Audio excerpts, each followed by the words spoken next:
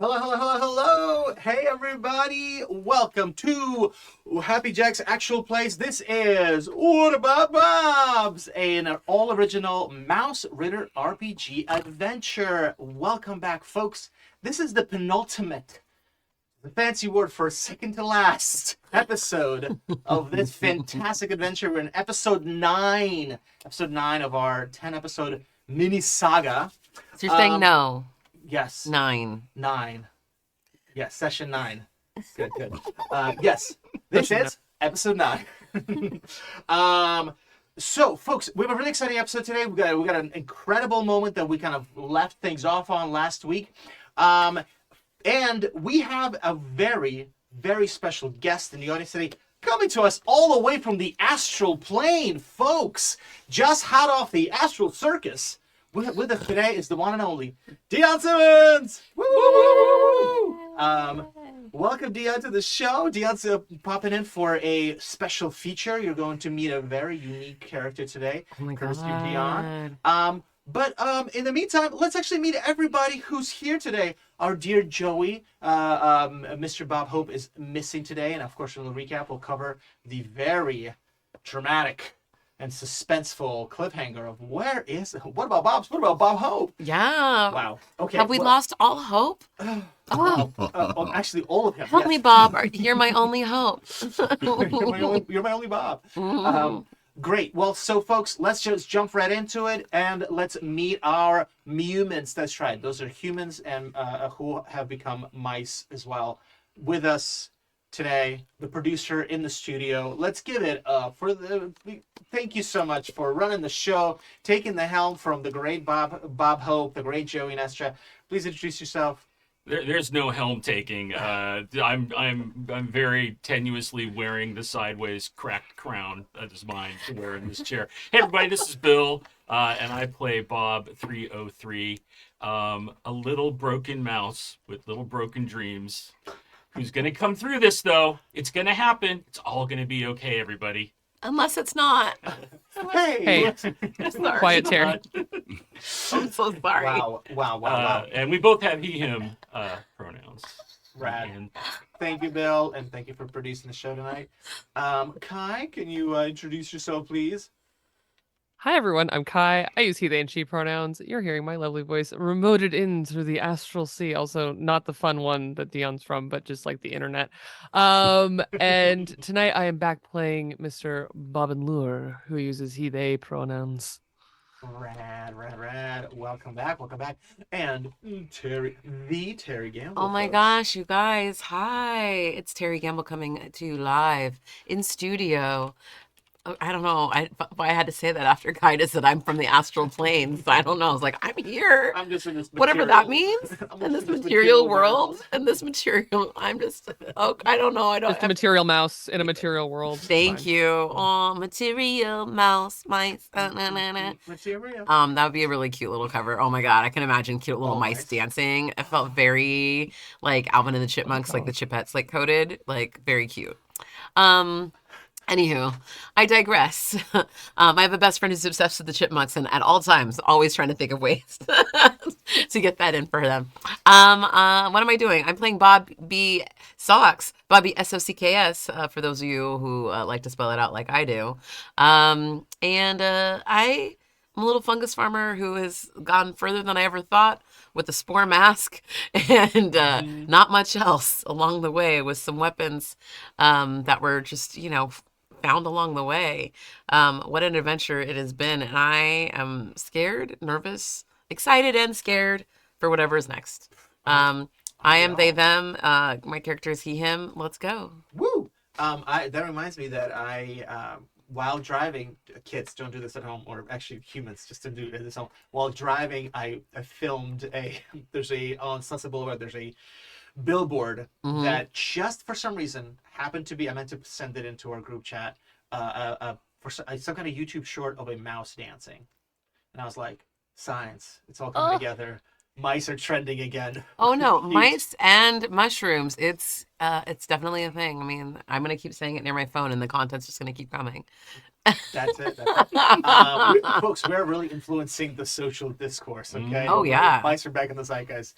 And Dion, can you just tease a little bit about your character, because I think we'll fully introduce your character in media res, as they Right. say in the biz. Okay, so hello everyone. My name is Dion. I am joining today from the Astral Circus, which just shameless plug really quickly. Yeah, Join yeah. in if you want to see some wild hijinks. There are no mice yet, but there are giant hamsters.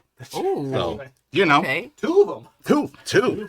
Um, Not every day. very cleverly named. Tune in to figure out what their names are. But today I will be joining the people on What About Bobs, and I'm really curious what about Bobs, because I am not a Bob, though I am a mouse. Oh, there I might like be that. Noted. some other places with some other mice with some other names, and I might be one of those, maybe.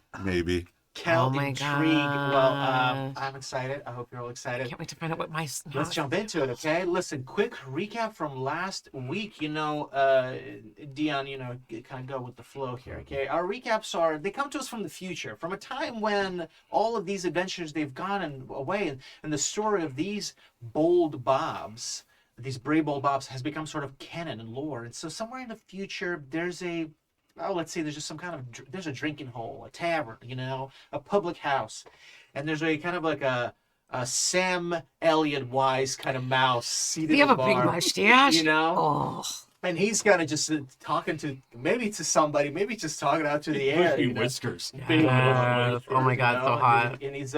he's recounting, kind of picking up from the moment of Glenn Powell the capybara and the hijinks, and he says, well, sometimes you ride the Glen Powell capybara, and sometimes, Glen Powell capybara rides you. You know what I'm saying?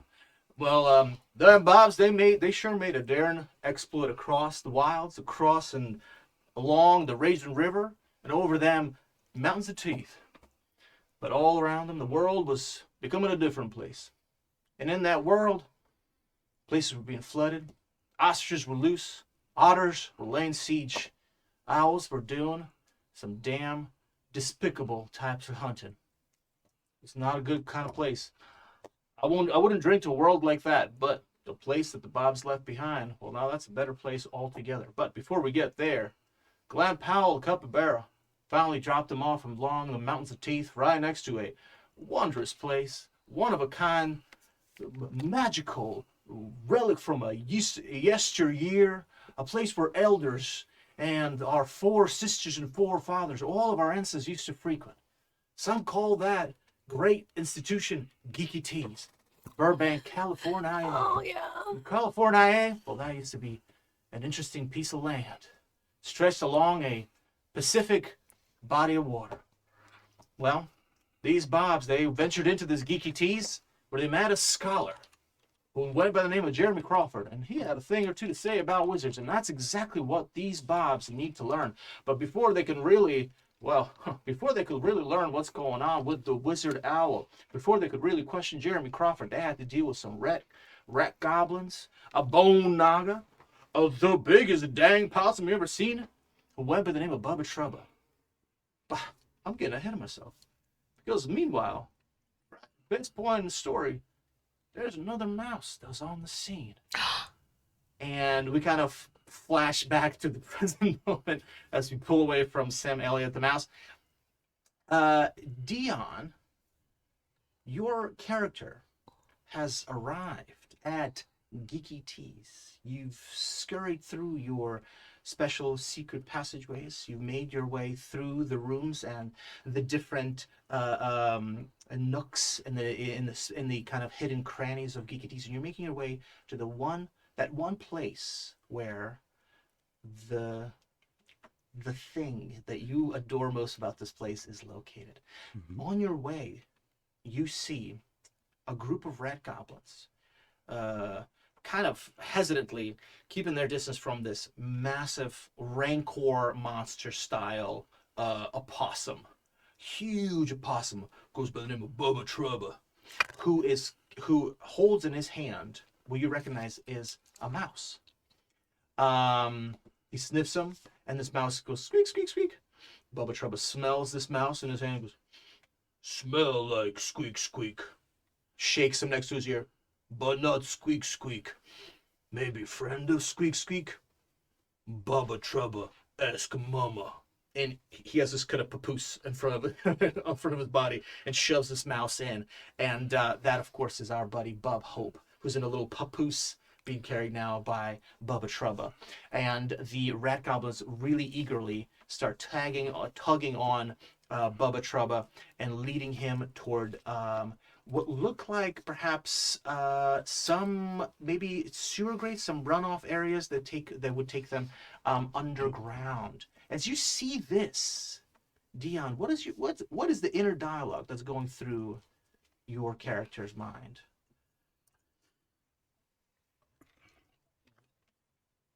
How did somebody else get in here?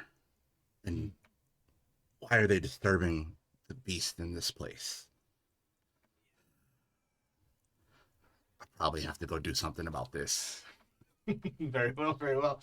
And at that same time, you hear scuttling and scurrying, kind of something that sounds like the scraping of perhaps a slick area, and you start to realize it's the sound of bones on wood, lots and lots of bones scraping along, and you hear the sounds of a fight.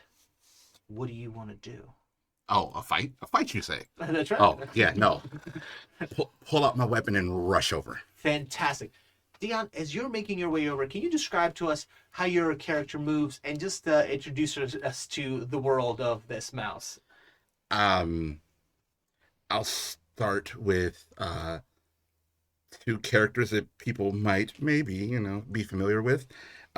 Imagine the middle ground between Jack Sparrow and a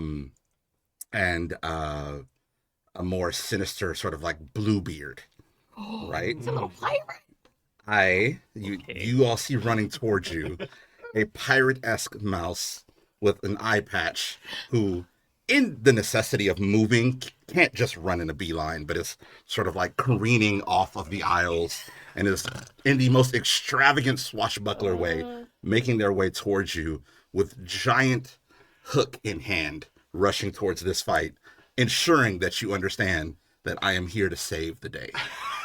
Oh my God! Here he is. God. It's like the day. As this This is heroic Bob and Laura's visage new best friend. skidding across the floor, you come sliding into this action scene that's happening. There is a snake made of bones, a bone naga, that's completely kind of risen up on its. This is a throwback to our very first session that a snake is just all back or all foot, like whatever it is. It can't rise up on its like hind legs, or it can't rise up. It's just up. Okay, the snake is up. Gosh, that really took the wind out of that. Anyways, okay, we're back in there. The snake. It's scary. It's made of bones. We see that the snake kind of backs away, kind of shaking its head, annoyed, looking at. You see a mouse that also seems to be armed with a hook. Bob and Laura, can you drop us in as like a kind of a nice little callback as to like what does Bob and Laura look like?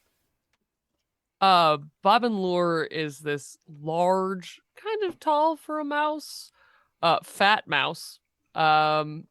He has some like longer features, almost rat-like features as well. But the thing about him, he's a black mouse, but he has this big, jagged scar across his eye. So the eye is just fully missing, and it's white. And around it, and kind of throughout his black fur, there are patches of what should be white, but are green. And upon any close inspection at all, you would see that it's like moss. He's literally just like covered in green moss, and he is wearing something odd. He is wearing full head to toe knight's armor. Like looks like metal, beautiful knight's armor fit for maybe a creature like him, maybe not quite like him, and is holding a similar large hook arm and is menacing this fearsome beast. Ah! So the bone naga kind of rears back, intimidated by this mouse because just before Bob and Lore had cast fear on this bone naga, and so the bone naga is going to be struggling to get closer to Bob and Lore. Right, almost right next, almost immediately next to the bone naga, almost kind of like kind of trying to get around its big bony body, is another mouse. Can you please describe, bring Sure. us into the world of Bob 303? So there's a little skinny mouse with this kind of gray banded fur, except for on a side where he's got a purple patch. And he's wearing basically a very distressed, beat up, like little white lab coat that has a 303 on it, like as an identifier, little number. And he's holding in one hand a little leather sling, and in the other hand he has what looks to be maybe like one bite left of a truffle. And I think kind of settling in the air near where he is, but is these like really like iridescent different colors of like dust Yeah. is settling down, like something has just exploded. And he's just kind of panting, and as he kind of shifts around, you'd notice that his tail is dead, like it doesn't move normally. It just like kind of lifelessly limps around behind him. And it looks like he's just done something that's taken an immense amount of exertion to accomplish. That's right. Amazing. So, as this is happening kind of on the ground floor, we are in the for those of you who have been blessed to be in the institution that is Geeky Teas, we are in like the main kind of public gaming space where there are all these long tables and people can gather around their big parties. Of course, this is like this place somehow has outlasted the apocalypse. Obviously, it's preserved by the greatest magic there is, the magic of games. Hello. But it is nonetheless in disarray. Obviously, the geological impact of whatever has happened has kind of made this structure kind of careen maybe a little bit into the ground. And so all of the tables have kind of like piled up into these like multi-layer structures, almost like tower-like. And so on an upper level of one of these tables that you guys are currently under, meaning Bob 303 and Bob and Lore, and now Dion's very special mouse. And just above on the platform under which you guys are, it are stacks and stacks and stacks of books. And there is a mouse who is fastidiously trying to pour through the pages of these books. But next to that mouse is our wonderful Bobby SOCKS. Can you describe a little bit what you look like and actually what you're focused on right now in the middle of this action sequence? Oh my God, so many things. I was just having to deal with Jeremy Crawford, and he's trying to tell me things, and I was like, Jeremy, I get that you want to, whoa, frazzled little Jeremy, I get that you want to tell me things about this game that you can't stop talking about. There's dragons or something. It's not a game. It's real. It's real. It happened. Okay. And I'm trying to, help my friends as well. But he was not very helpful, really. Even though it felt like he should have been in this situation, like he might have known the points or the value for this particular enemy of ours. Settle on which edition of the Correct. canon of Correct. The history, the tomes, the great tomes that he was going through. And so I am a chocolate banded little mousy. I was a fungus farmer before I got set on this adventure. So I'm more of a farmer and more of a lover of sending people on happy trips as I give them gifts of different things to make them feel great. So I have a nice little satchel I've carried around that has, lots of great little shrooms for the people. And things that have been helpful for all of us. I have a lot of rations still because I packed a lot of mushrooms for everyone. for everyone. That was a goal of mine. I do happen to have this wild kind of mask on right now. It's a spore mask, so it's mushroom spores and things.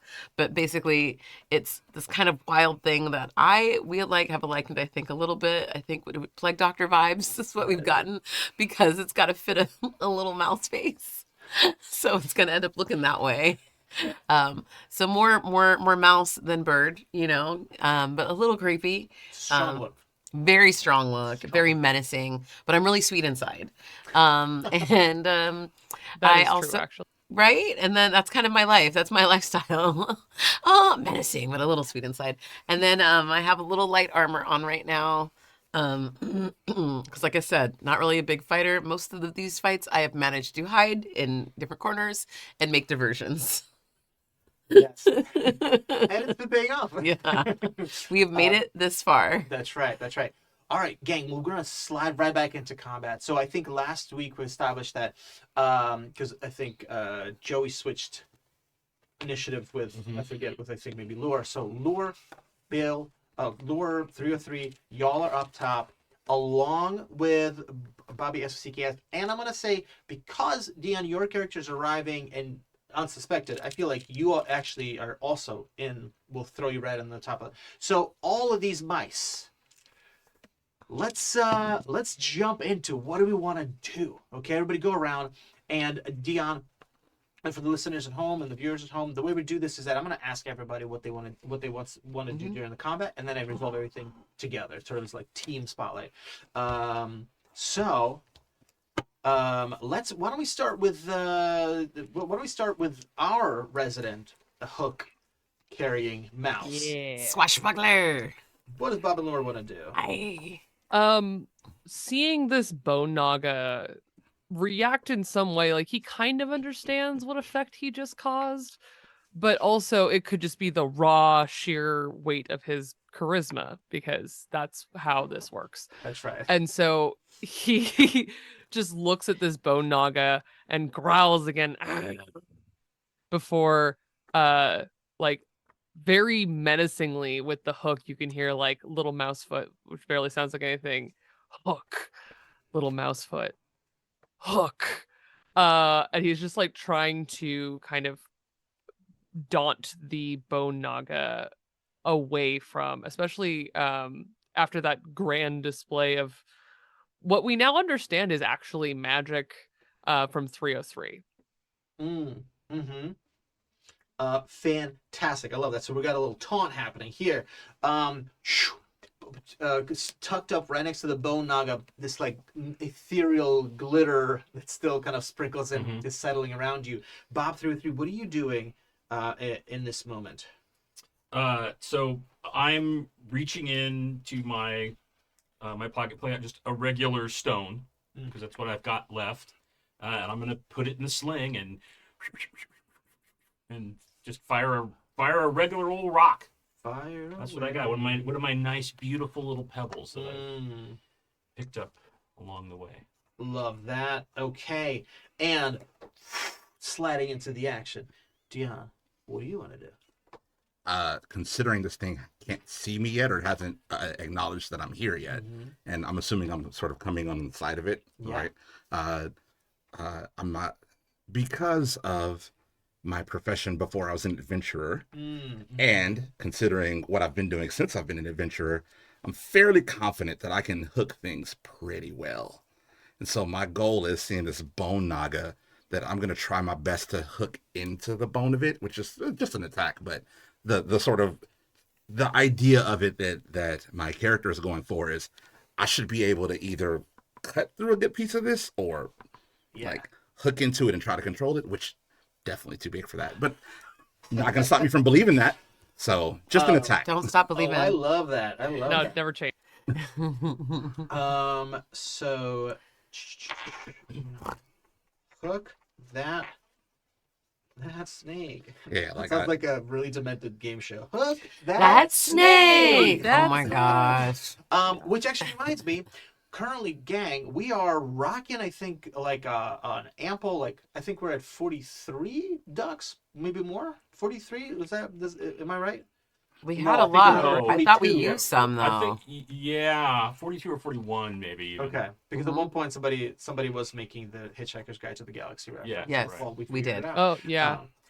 Let's say we go 42, and Dion, I'll let's take have him. you roll some inaugural ducks. Yes. I think we briefly covered it, but again, as a little recap for the listeners at home, so ducks are the grandest of all creatures in the Fairwilds in this land. They brought the mice to safety along the raging river some mystically long time ago, and ever since we've just been so devoted to their loveliness. So our group has these tokens, ducks. They can be traded in to allow you to reroll any dice. It could be your d20. It could be your damage dice. It could be, basically it is a constant like meta currency that it's you editing the story, and then you kind of say I'm going to spend it, and here's what actually happens instead. If you then succeed on that roll, and then there's a sort of a gambler's bargain where it's like you could spend 2 ducks to guarantee that the thing you want happens. So a duck allows you to reroll.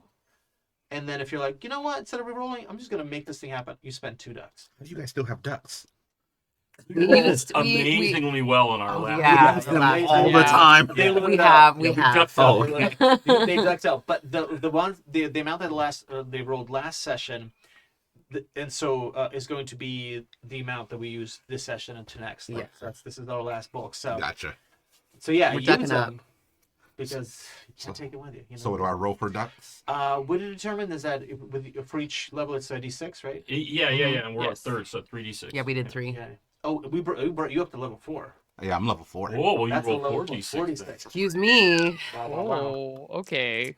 Big mouse in this house. Bouncy, I know, right? Big house, this house. That's 2 ones, but That's it.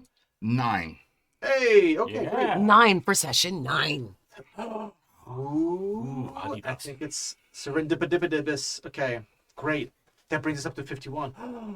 I don't know the significance of that number, but I just thought I would guess. Anyway. Nothing. Okay, great. 51 ducks altogether, folks, and it's a communal currency, so everybody gets to use them. Okay, great. On top of the table, Bobby has to seek ass. So you see Jeremy Crawford, and he keeps flipping over one book, shoves it off.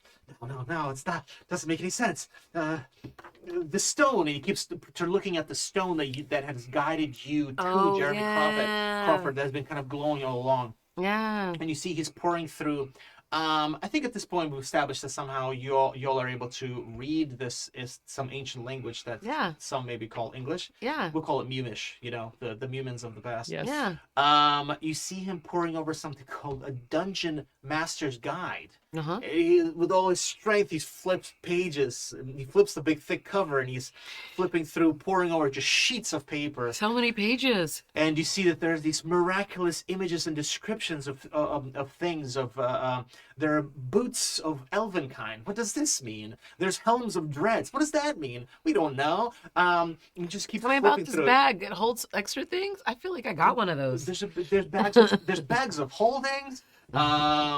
And so he's looking for some explanation. He keeps looking at this stone and goes, no, not right. And he's kind of seems to be trying to find a definition for it. What do you want to do? And while he's in his mania. Can I help you look for whatever you're looking for? What do you think it means? None of these historical texts, these factual textbooks of the cultures that existed in the heydays, none of them seem to say anything about this rock. I can't explain this. It seems like, in some of these texts there is a mention of a particular culture, a philosophy that certain humans back in the day took on called the culture of home brewing. Home brewing. I don't know if this is a relic of home brewing. Yes, I've heard of that. You have heard of this? Yeah. This must be a home-brewed stone. Probably an ancient Druid. Yes. Yes. Okay. So I'm gonna keep this stone then. I'm glad we found you, but for right now, This stone led you to me. yes, it led us here. Is it meant for me? I'm not sure if you're not sure. I thought maybe whoever we got it to would know why it brought me to you. Holds it in his hands. He just thinks about it. Can it be? Is this? Oh, but I don't know if I'm ready. I don't know if I have the spell slots yet. Oh, Chairman Crawford, what if you are? What if you are the wizard you're destined to be? But wizards are evil and powerful. No, wizards can be good. Maybe it's something that's been with me all along. The wizards on the coast that you have to worry about. Yes, maybe I'm not a wizard of the coast at all. Perhaps I'm a sorcerer. Perhaps the source is within me. And he starts like rubbing the stone on his body, kind Okay. of, and his fur immediately gets staticky and he's clinging. No, that's not working. He puts it under his hat and he kind of grits his teeth. Oh, that's not working. I need to be able to communicate with the stone somehow. Do you have a way to talk to the stone? What do you mean, talk to the stone? I don't know. Maybe we could smash it. Is there something inside? No. Smash bad. You see, I don't want to smash it. I can feel it. The evil of magic is already coming into me. Jeremy, get a hold of yourself. Get a hold of yourself. Jeremy, it's okay. Okay, He's so very I rough. am going to take the stone out of his hand before he does something irrational. Great. But I am glad that we found him, Mhm. strangely. But I'm still, yes, snap out of it, mouse, exactly. But I want to know, is there any other place you think I should look in this building? I feel like you've probably covered this place from top to bottom. Mm. Anything else that's in here that maybe is drawn to the stone? He looks about it. He looks at it and thinks about it. Well, yeah, there are many secret places here, but perhaps the stone is part of something bigger, part of some other relic within this place. Maybe the stone. Do you think maybe it's part of a set potentially of some, maybe there's some other stones that are similar to it? Yes. Maybe they are different type of polyhedral shapes? I can help you look.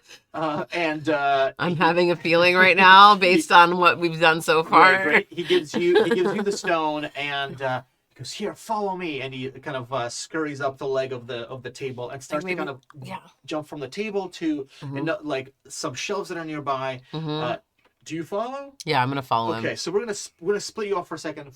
Let's zoom down under the table, and let's resolve all of this stuff. So, Bob and Lure steps up to the snake, starts to tongue the bone naga. We know that the bone naga is already affected by the fear spell. The bone naga has to succeed in a willpower save, or it will have to back up. And it is rocking a 12 in will, so it needs to roll over 12 to fail at this. It rolls 5. Yeah. Well, it has to roll over it, so it actually succeeds. Over. As a Damn roll. it. Yeah. Wrong way. It kind of hisses, considers you for a moment, and then its eyes kind of blaze up with green. And although its bones are chattering, it starts to kind of move forward again towards you, considering you kind of its primary directive right now. In the meantime, about 303, Pag beams it with a nice little stone. Let's roll some damage. So it's the D6. Okay. 6? Oh! Oh, but then I have to roll something, so I rolled a 6, right? Don't I have to make some kind of check? Or is Well, that I just with magic? Oh no, Bill, not Well, like but that. but I think you're just chucking it, right? Well, I am. So I only have to like roll under my will or something if it's a magic spell. That's right. Just right. Yeah. Okay. If you're just fighting, It's just a doing rock. damage. Boom. It's just a rock. This is very good. A huge chunk of bone splinters off, breaks off. It hisses. It probably broke one of its fangs in its bottom jaw. It's suddenly looking really mangled and less cool, which it doesn't appreciate. I mean, but scars are kind of cool, right? Sorry. Or cool. A newcomer to the arena, Dion leaping in. Let's roll some damage. This the snake does not know you're there. It kind of gives you advantage. So this is kind of a way to play it that you guys, if somebody's able to distract a snake, which means you're going to roll the highest possible die, which is D12. You're going to do that damage, and I'll let's see what that damage is, and then I'll actually offer you a way to maybe use a duck to do some. Is it 10 or 12? The one I have says 10. Well, because so here the way advantage works is that it just bumps you up to the highest die. Oh, okay, cool. Disadvantage takes you to the lowest die. Yeah. So get the d12. So what am I rolling? I'm rolling the d12. Just roll on your 12. Yeah. In this game, you don't have to roll to hit, so you're just. Why can't all games be like this? I know. There can only be one Mausritter. All right, here we go. D12. That'd be a 9. Oh, Nice. for session 9. Oh my gosh. Oh my gosh. 9. No. Okay, let me see here. Ooh, okay, 6, 9. Folks, because we really badgered the hell out of this Bone Naga last session with some of that fantastic magic. Crazy magic. Some crazy magic. We've actually knocked this Naga down to below its hit point protection, so it's going to start rolling some critical saves. Yeah. We are looking at a pretty solid strength here. Okay, it's rocking 13 strength. But you guys have knocked it down to 11 now, so it needs to roll under 11, 11 or under, in order to not fall over. And it rolls a 12. Yeah. So you hear as I fly in. Die, creature! And swing. Your hook brings it into the back of the Naga, and I feel like probably as in the sea stories of yore, it wriggles its head. You're holding onto it with your hook, and it collapses. It's kind of the bright glow of the green eyes, the sort of green flames of its eyes, kind of like become a little more dull as it kind of groans and just kind of gyrates a little bit. And it will, at this point, it is not going to be able to fight because it's kind of become incapacitated, which is what happens when you are not able to save a critical save throw. What do you guys want to do? I want to kind of you work with the attackers here before we come back to what's going on with Terry. Bob 303 desperately looks around for one of the one dice he didn't use, the sharp pointy one, but like a small one, The caltrop. right? And he's gonna pick it up, so he's holding it like by the edges, and the point down. He's just gonna go like just like starts hitting the bone naga in the head with it, just like just squeaking as he's doing it. Fantastic. Lure, as you're seeing this display, and also as you see the arrival of this brand new mouse. Best friend. I think as Lure is like running in to do what 303 is also doing, of just like hit this collapsed bone naga, he gets sidetracked and he looks at our newcomer and kind of stops and puts his hook arm on the ground and goes, "Nice hook. Good catch." Thank you, but we can talk after we kill this thing. Oh, we're gonna finish it. All right. And he just turns around and just sort of bonk, bonk, bonk. So, do you also join in, Dion? Oh yeah, 100%. It's very much Three little mice. It's very much Office Space, them destroying the printer. Oh my god, take Yes. this job and shove it. All right, well, y'all work out your aggression. We got over to Bobby SSCKS, who you're following Jeremy Crawford, who is who's hauling ass across the Geeky Tees. Terry, Yeah. I believe that. Gosh, listen, y'all toss in. I have like 15 different places where Jeremy Crawford could be going. But where do Okay. you think another set of this Of some polyhedral some shaped sort of rocks, polyhedral or something? You know, like math maybe, rocks are hanging out. Is he running towards where all of the dice would be? Or is there something else about There I is feel like a it's like- wizard's room. There's a wizard's study. Mm-hmm. Uh-huh. I feel like these dice, wherever they are, have got to be like set up someplace like else, and that sounds like a great place for them to be, like in some sort of display, or eventually put someplace, you know, in a place of honor in a certain room or something like that. That would make sense. Cool. Okay. Let's go a little nuts with this. Okay. Do you guys let me know if this is too crazy? Yeah, we'll start letting you know that now. Unlike, Yeah. yeah. I think It wasn't at all the party of Jeremy's or anything like that.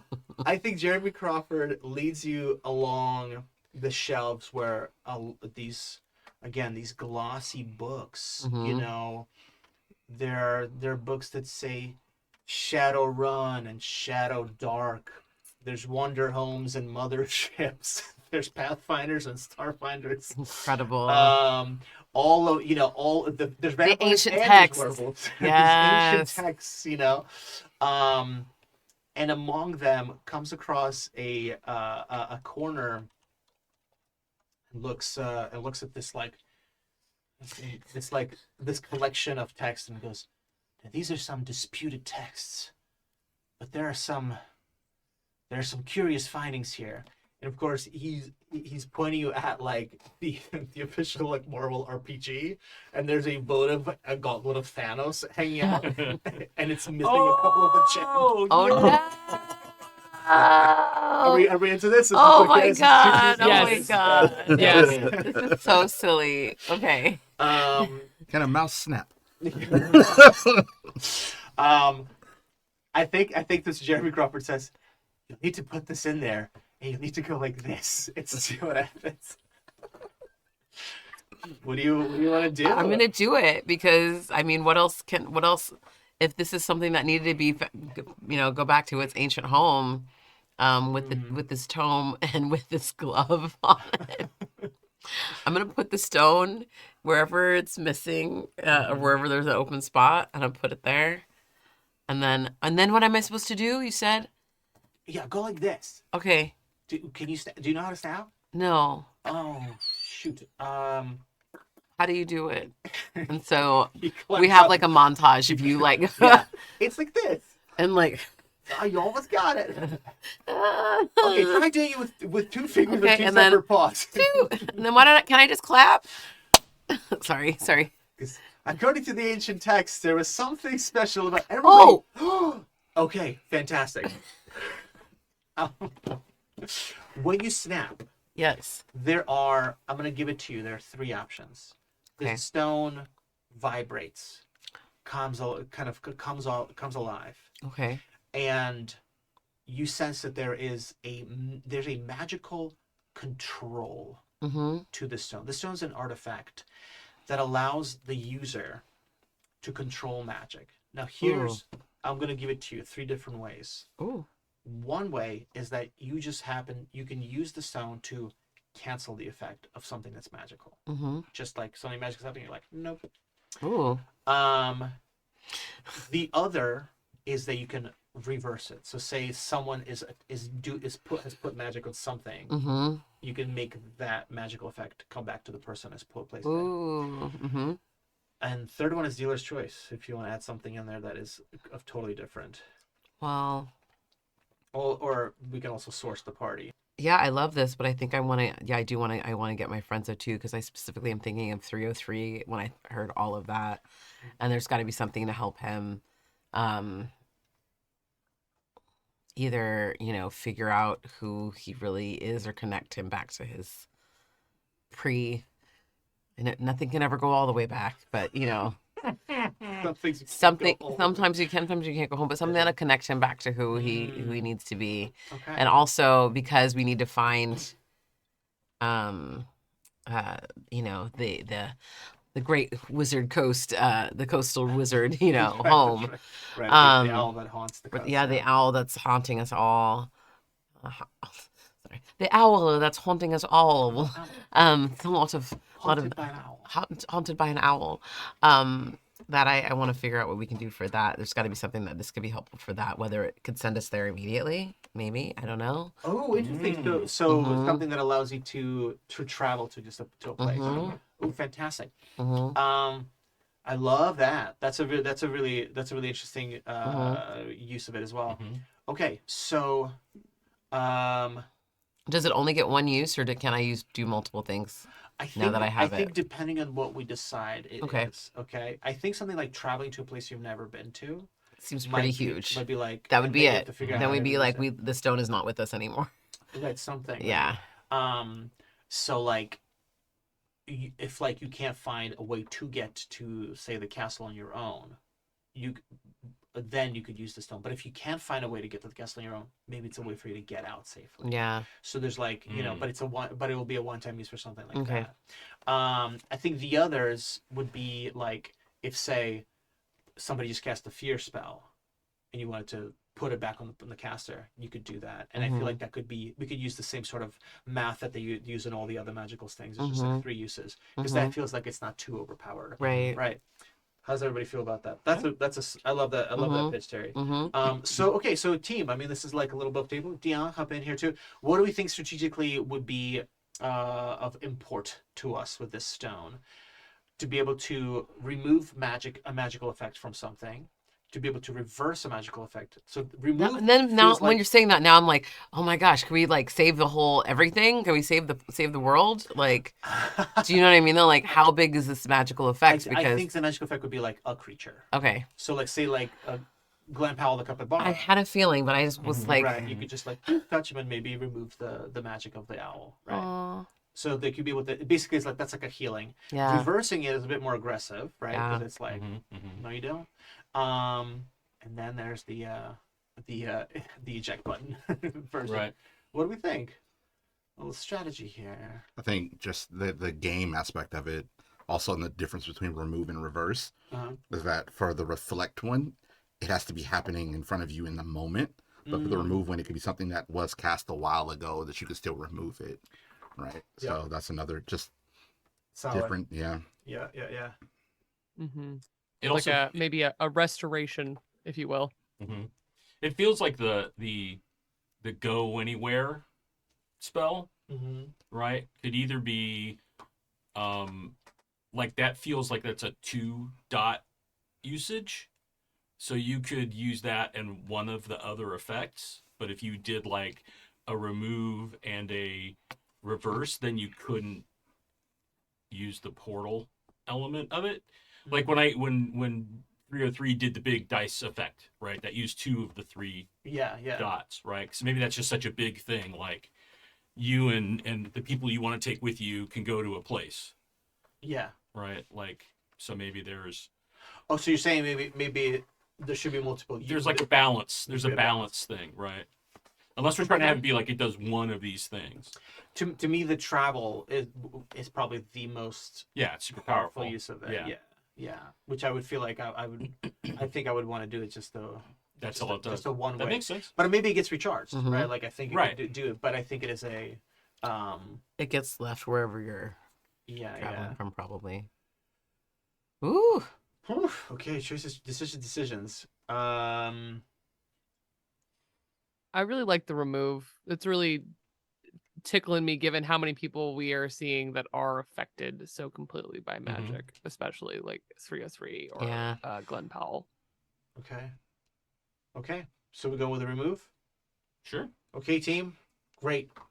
You the stone glows in your hands. You kind of connect with it. And I think true in Bobby CKS's fashion, as a kind of a healer, making people feel better. This feels like And Dr. Feelgood this whole time. right on theme. You see Jeremy Crawford is weeping. Oh, behold, just like in the ancient texts, it's everything Elminster dreamed of. Oh, it's incredible. Morden Caden, if you could see this now, it's just really, really beside himself with excitement to see the true magic happening in front of him. Right. Okay, gang, as this is happening, there is a tremendous crash. There's something that shifts the entire building. Dust starts to fall. Oh no. There are a couple of places in the ground where suddenly, like, spurts of water geyser up. No. The building is shaking a little bit, and you hear in the distance, like the insane quacking. I don't know if ostriches quack, whatever ostriches are making. There's this insane honking, screaming of ostriches. I can't remember what they sound like. My brother used to go to school by an ostrich farm, and I know. Yeah. They sound like someone stepping on a horn. Thank you. I was not like, that yeah, I was intimidating. like, yeah, they're not. I don't remember them being. Like a little biker. But it's really loud. Okay, as this is happening, what do y'all want to do? Is it like this place is flooding? Is that the kind of? It seems that there's been something that has caused a sudden shift in pressure of water. So essentially, I'm Does trying it to get to. look like- We need to get out of here. Is the mindset? I feel like you would have a really good sense Right. of like, this might not be the best place to be at for a long time. Okay. How quickly is the water level rising? Like, are we going to We get Gertrude out? swept under quickly? Yeah, No, am I just pulling the boat out because we have a boat?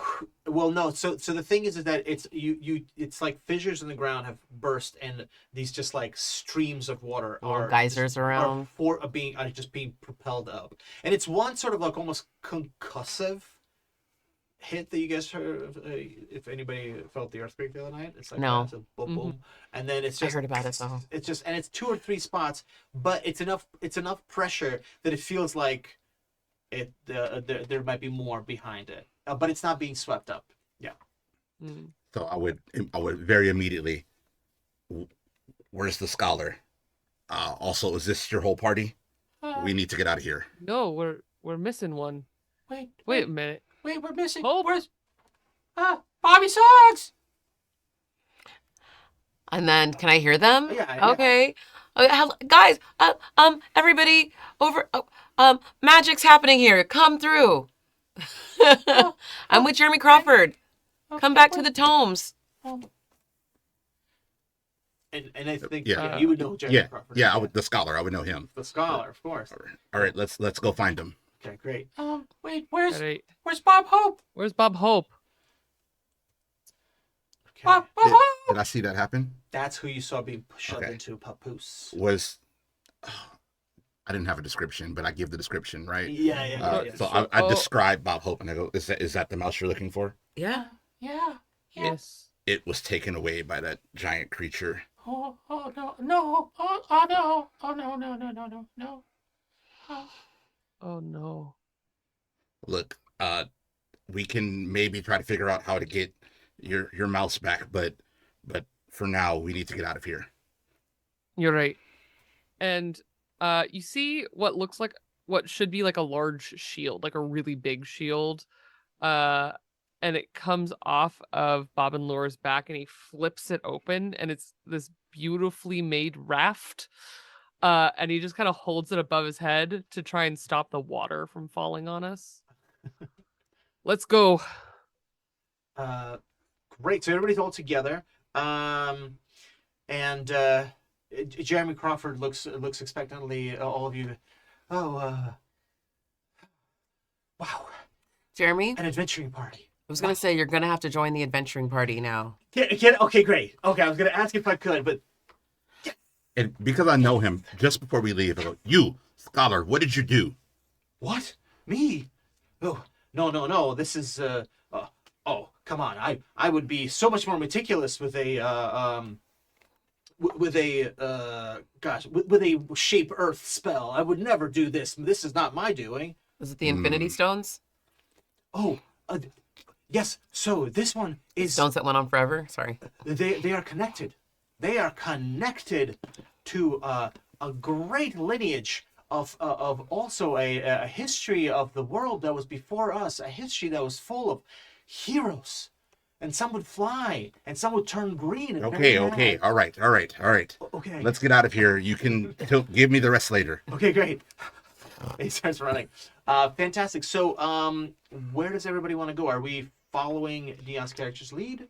What do we want to I explore? feel like he knows more about this building than we do, so I would like to follow Yeah. him. You And seem like we you know where you're going. Is this where you live?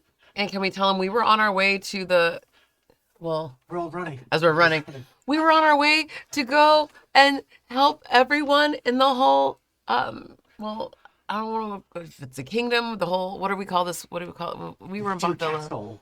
Yeah, The laboratory. The what? we're going to the laboratory. And he thinks about it for a minute. Definitely not what he would call it. Right. Yes. Wait, the big building across the water? It's just across the water? Is that where we That's established correct, it? yeah. Yeah. Yeah. The big building across the water. Is that It's where that you? close? I wouldn't call it close. That's you're just gonna traverse the water. You all are just Well, that's what this is for. Yeah. And he points to Gertrude. that umbrella above your head. That It's gotten us this far. It's a boat. that's a boat.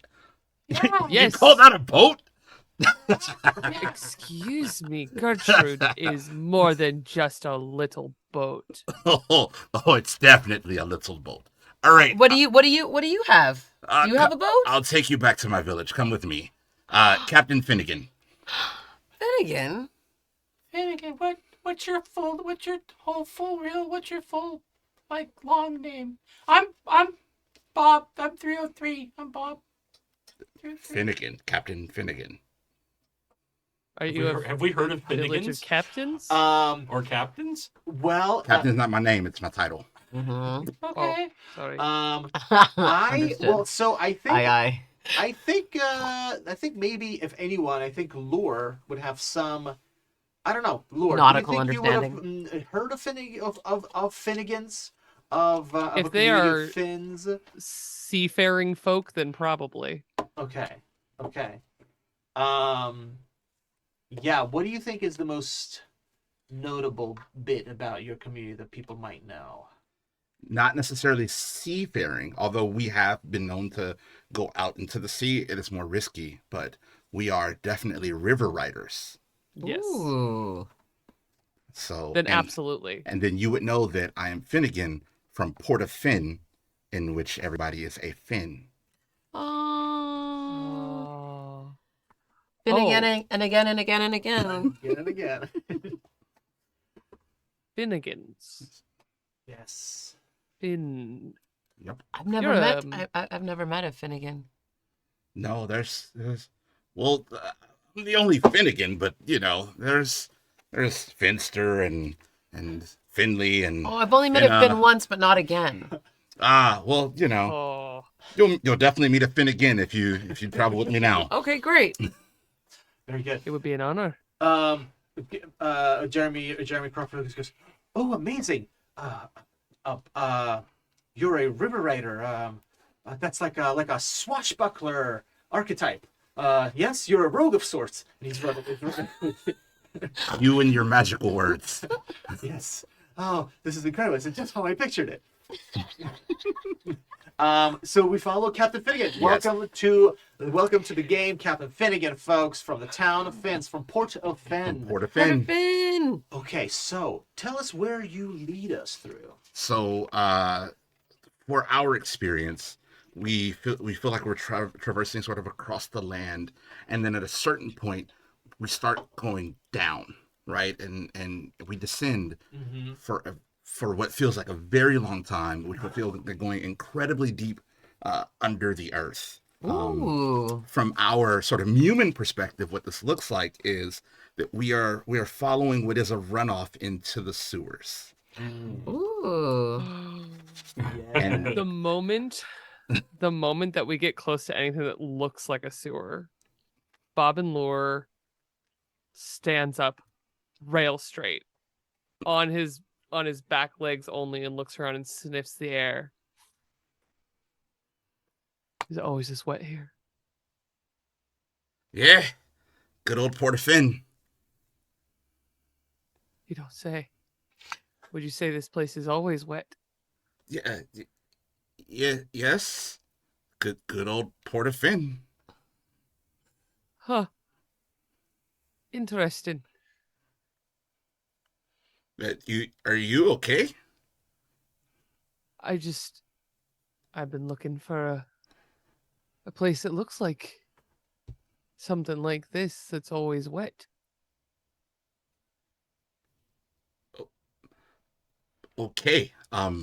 Well, And Jeremy Crawford's got his robes on. And goes, "Well, I for one am excited to meet the Finns, but I am a little wary about my robes. Oh, I should have slipped on my my boots maybe my berserker leathers. But no time for that. Where do we go? Where does Portofin? So as we get into the actual town of Portofin, what we're looking at is essentially like imagine a giant shipping pallet that trucks used to move things Yeah. got lodged into like just some debris on the side, like a blockage in the sewer, right? And so we're just kind of scurrying along the top of maybe one or two like large wooden pallets that this whole thing is built on. They're houses made of whatever we pull out of. So like it's very clear our entire community is surrounding this river, right? We are always on the river. We pull our goods, our materials, everything out of the river, all of our building materials. And so and it is very rare for a fin to kind of go up. So like you, even though you met me above ground, you're not going to meet a lot of people who would be intimately aware of the world that you guys are living in, right? Even though we're just beneath you and below you, we typically live and die here on the river. And I take you guys immediately to the docks. And on the docks, you see a ton of ships. Like it is clear that this river riding is the thing that people do here. Most of them are small, just little pieces of wood, like little pieces of metal, different anything that was buoyant enough to float down. We have turned into a ship, right? Nice. But on the docks, particularly, there is one giant ship. And it's a pontoon boat. Are we all aware of what a pontoon is? It's a Oh, yeah. pontoon boat. The pontoons, to give you scale of size, the pontoons are made of about 4 to 5 cans of Sprite on either side that are all That's bound adorable. together, right? Sorry, with this a is with adorable. like sort of patchwork wood cardboard platform on top. That would be the Might of Sprite, Captain Finnegan's ship. And I bring you guys aboard my ship. That's right. Before he even gets on, Bob and Laura walks up and his eyes are like sparkling. He's almost crying. He is having like a Aw. out of body experience looking up at the Might of Sprite. And he just kind of whistles, takes his little fingertip stocking cap off and just kind of holds it against his little mousy chest. We did it. We found the wet place. This is the most beautiful ship I've ever seen, Finnegan. Captain Finnegan. Well, And welcome aboard. I'll get the crew together, and I would love to hear from you guys what the hell that was up there, and we'll talk about your aspirations, to say. As you're kind of taking in this gorgeous, also Dion, incredible description. Yeah. Beautiful. Yeah. I'm so dropped in. And so just for clarity, so this is now we're in the sewers underground. Mm-hmm. Yeah, gorgeous. So all of these these rivers and stuff are all these sewer systems. Yeah, yeah, the sewer system. incredible. I mean, I just imagine Pirates of the Caribbean, Full on. whatever. Like, Yeah. We're probably hearing We're a in lot of Tortuga, dock but for workers mice. being like, all right, bring your own starboard, everybody, Yeah. put your back into it. People are carrying crates and stuff, singing shanties. yo ho, yo. What do you do with a drunken Finny? honestly, Bob and Laura may never leave. Yeah, that's what it sounds like. Father's like, good, thank you. As soon as you described the place, I was like, oh no, he's never gonna go. no. Jeremy Crawford's making his way around the pontoon, being like, ooh, what's the swim speed of this pontoon? I bet it goes multiple feet at a time. And you guys would all have picked up that I clearly know Jeremy, and I am clearly continuously annoyed with him. Yep. Like we know each other, and it is not. We can't say that we are not either from the time we met him, but he seems to know the information I think we're Yes. gonna need when we get to the place that we get to. And so he's important for the journey. And he's going, oh, I can never keep it straight. Is the front or the back of the boat? Is it after or boats? Great! Wow, what an adventure! I'm excited to go on an adventure. And as he's talking about an adventure, you see that there's hubbub in Port of Finn. because the flow of water has rapidly increased. It is like the current has really picked up. Not only that, the level of the river has raised. Now it's like clear, I think, clear for you that the level of the water rises all the time. yeah. And you see these like water lines all over. So it's not necessarily unusual for water to rise, but it's just suddenly happening. And I think you, as like a consummate, like one in tune with the river flow, you would know what would impact.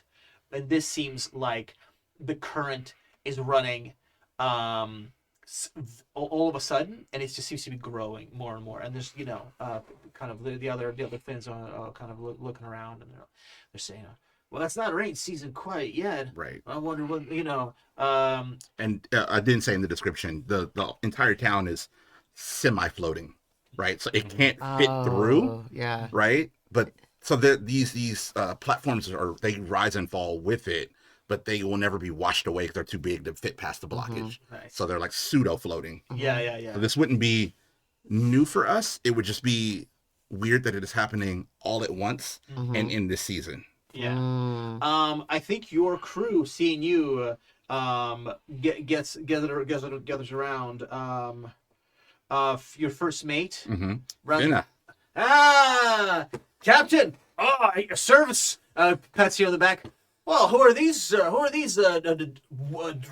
Dry mice? Who you brought down here today? Landlubbers. Oh well, go tell Finnick to throw on some food, and I got a story to tell you today. Had to save these from I don't know, a bone creature. So we'll talk about it over dinner. And you hear from you hear from somewhere where the kitchen is. Did somebody say bone? You got a stew coming up, and it's Chef Finnick, and your navigator Phineas arrives. Captain, at your service. We are dealing with a pretty unusual flow of water. Now, if you're still thinking about making that expedition, we could use this current to our advantage. But, and she kind of quickly says to you, Navigator Phineas at your service. Where are these? What are these dry so-and-sos over here? Let's look at this one. This one looks like he's never had his paws wet. I wash my paws and I go to the river and pick up rocks. At that, we all burst out into laughter.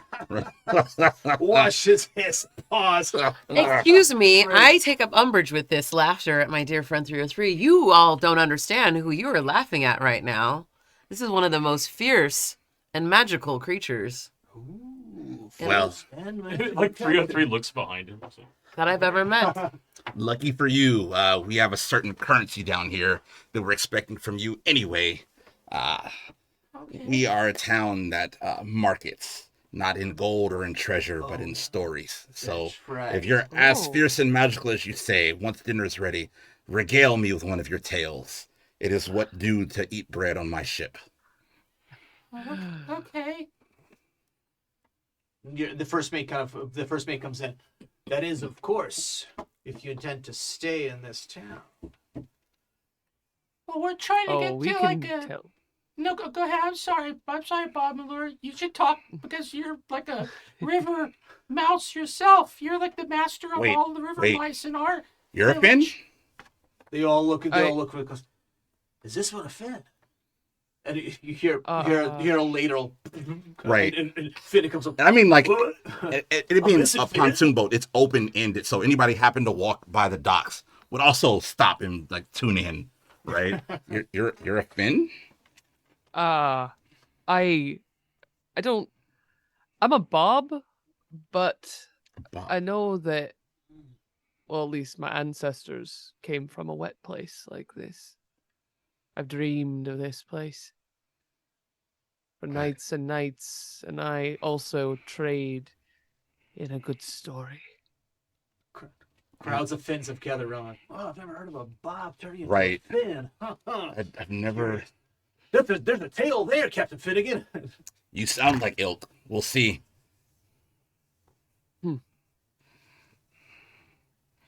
Well, we have plenty of stories to feed our bellies with.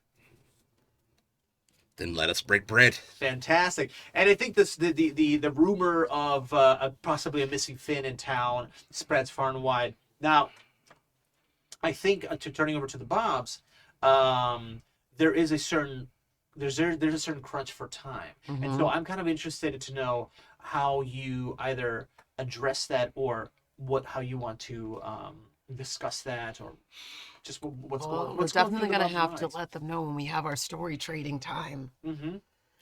That our stories are true, and that we've got to get out of here as quick as possible. I love that. The problem is most stories like the ones that you'll hear here are true-ish. So we've got to embellish what we're talking about, but we need to make sure that they know that it's urgent. Yes. Okay. Well, I mean, it's a pretty crazy story, right? Yeah. So far. 303, you've heard some of the stories I've told. Yeah. They're true-ish. Wait, they're not all true. I mean, they're mostly true. They're based on true. So they're true, but Okay. I think I think 303 maybe it seems like you take things the- more literally than maybe. Well, I mean, yeah, if it's written down, then it's true, and if you tell it to me, I Oh, believe not you, everything. and- Oh no. My sweet, Uh-oh. sweet summer child. I think He's gonna have a rough time here. yep. I think to press the urgency of our missing compatriot and the owl that wants to flood everywhere, including this beautiful place. I think perhaps the thing we should tell them is that we're missing a crewmate. Well, that's true. We don't even know That's true, where true. Bob Hope is. That's true. Right, true. Amazing. So I think as y'all settle in, let's treat it like let's give you guys 2 short rests. So if anybody's lost hit points, let's get that back. And the second rest is, the dinner scene. Okay. Let's anybody who needs to kind of roll up some hit points to recover some stuff, please do that. But we cut to later that evening, and a delicious stew it wafts across the pier, and kind of wistfully other Finns are smelling and going, the Finnick's done it again. Bless his watery heart.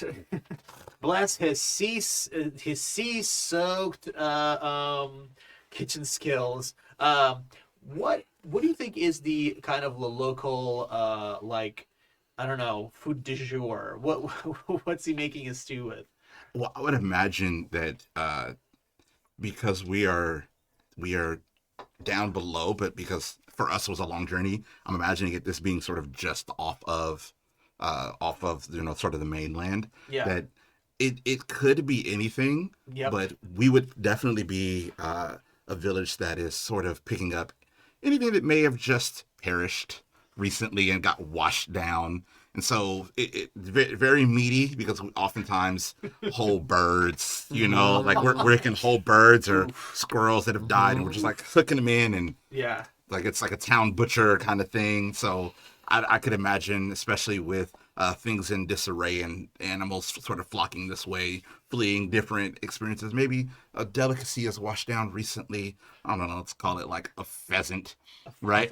A whole festival. A whole pheasant is washed down, and we Okay. have what is our equivalent of like 3 months worth of food of just Wow. Yeah. for the town, not For the not town, on yeah, our yeah. ship, obviously. This is like this brings in all of these philosophical conundrums of like a world of sentient critters, but like then they eat each other to survive. Oh, were we not eating animals? I mean, you can. I mean, I think that was never off the table. Yeah. So if that's what you guys are eating, that's great. That's how I imagine we survived. Because Great. we're there's not much of what is Not down going to here. grow down there. Right, Yeah. nothing's It's gonna like- grow. It's like It's not a farming. Except it's not maybe Super du we don't jour. know anything about mushrooms, so maybe But I can mushrooms help are you growing in this guys. dank place. I have. Yeah. Well, we honestly, would not have known that. I can take a bite. I imagine I take a bite of stew and go, hold on. And I am going to bring out Shrooms. just something, just a little something. And Finnick is watching you.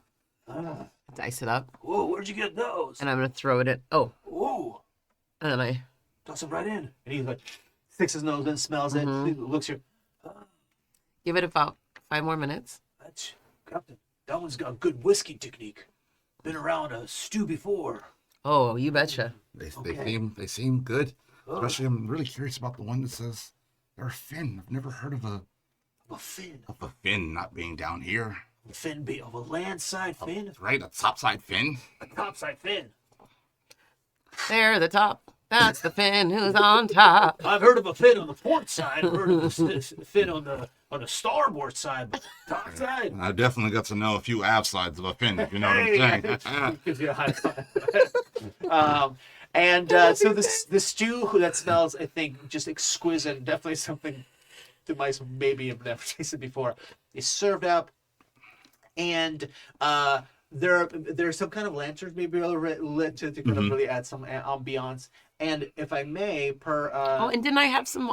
Sorry, didn't I have some herbs from home? I thought I had some. That was my random Lord of the Rings Samwise. Like I have my little the stuff from home. Yeah, just a little bit of seasoning. Yeah. A little bit of seasoning. Yes. On top of that. Oh, that's right. That's like one of your items. Yeah. Yeah, we don't seasoning meat.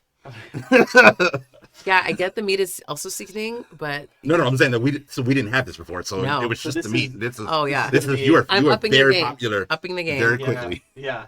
Finnick is really into this.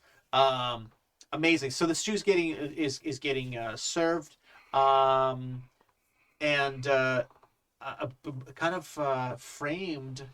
I guess sort of framing your view, sort of from where you guys came in, is this gorgeous mural. And if I may, it's a mural that has, I believe, it's a painting of the three great captains of the Port of Finn. Yeah, and Jeremy Crawford's taken in these captains and saying, "Wow, well, it looks like there's so much story in this whole entire town. I personally thrive on lore, so do tell." Well, I was just about to get started anyway.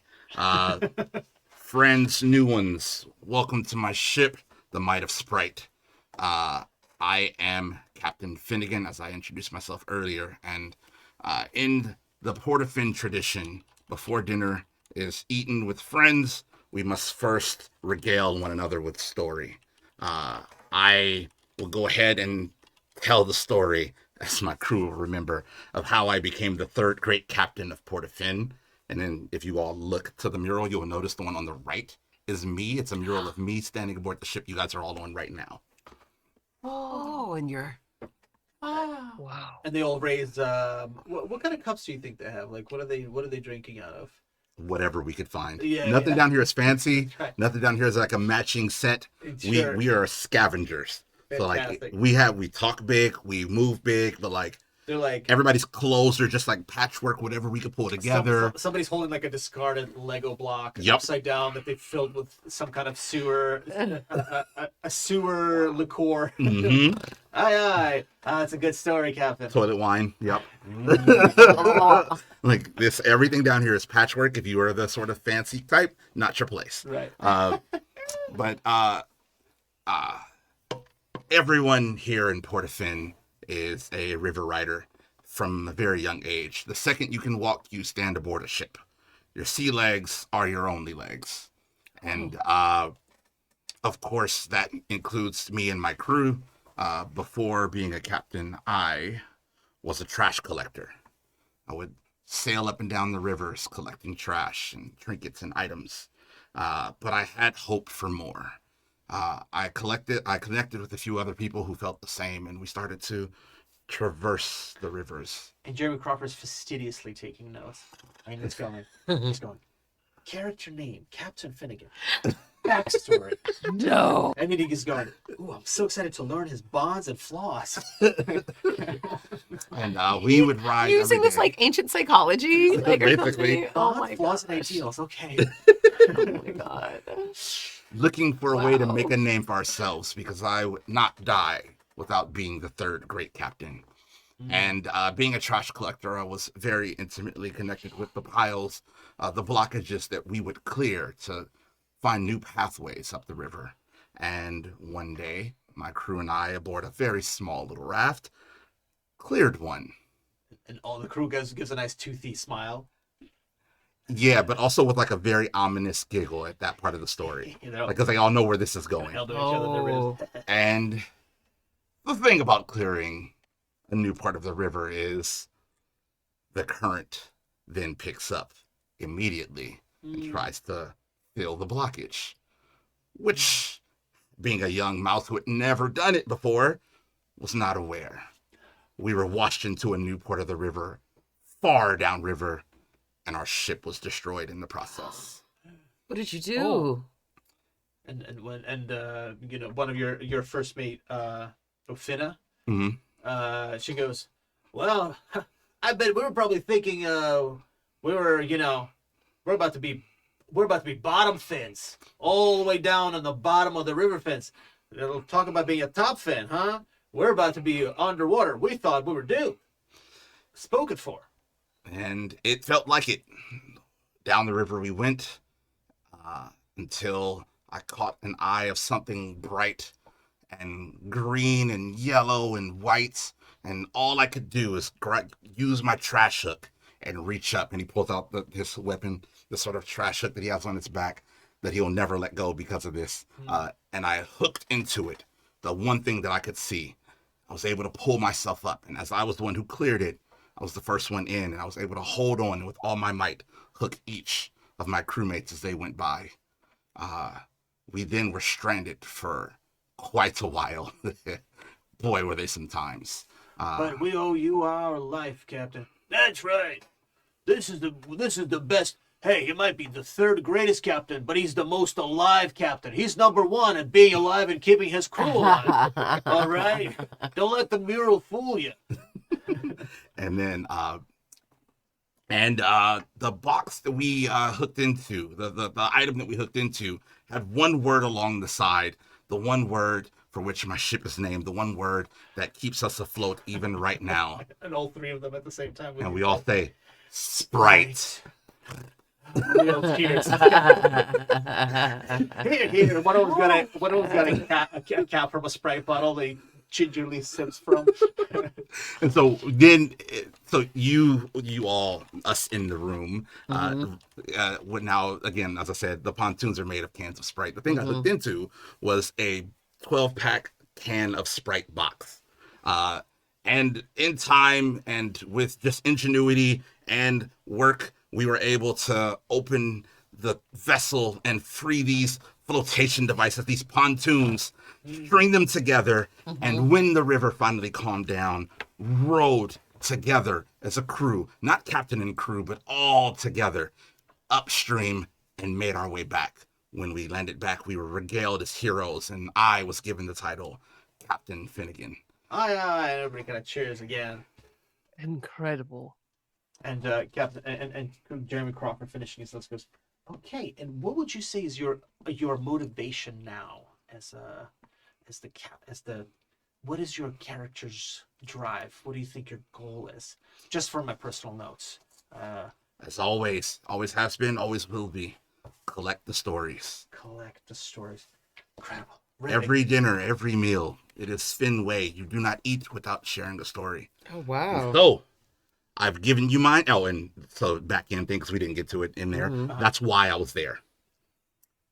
Captain Finnegan sneaks into that shop to pick up stories to regale the people with. Oh. That's why I was there. Do you get them from the scholar? There's this. No. We have an agreement to use the space separately. He annoys me. Oh. I found this book that said something like monster manual on the front. Oh my god, incredible. And I regale my people with stories of great, fantastical Great monsters. beasts. So you don't follow him around. You don't follow him around in the store, and you don't follow him around. No, he tried to accompany me, and we came to an agreement, didn't we? Yeah, that's right. We shook paws on it, and we decided that Captain Finnegan would collect stories, and I have a big project, and really, I'm just gonna keep to myself. I have a lot of this ancient lore to pour through. Mm-hmm. Oh my gosh, so many cultural elements to pick up on. The first edition of the histories of the Mumins, of the Dungeons and Dragons. The second edition. Scholar, that's enough. Dungeons. Well, anyways, I'll be here. And it seems to be trepidatiously, like clearly they've had some kind of altercation in the past. All right. So you, Bobs, as you call yourself, are you each telling a story, or do you have a captain, leader, head? I don't. Really funny. A person to tell the story for you all collectively. I don't really want to follow in Finnegan's wake and try to tell a story. You. I think, yeah, Bob and Laura is the storyteller among us. You're a Finn, aren't you? And he's looking, and he's been enraptured in all this, but has spent the entire time looking at this grand mural. What do the other two captains look like? Mm-hmm. That's a great question. Mm-hmm. I kind of want to lean into wherever you're trying to take this. So, like, I don't have a way that they looked in my mind. No worries. Yeah. Well, so I'm gonna let. Oh. I envision like one. Now, mind you, the of them first one is has dead. This like blue uniform. The one in the middle is dead. With the like one in the middle is dead. The one in the middle is dead.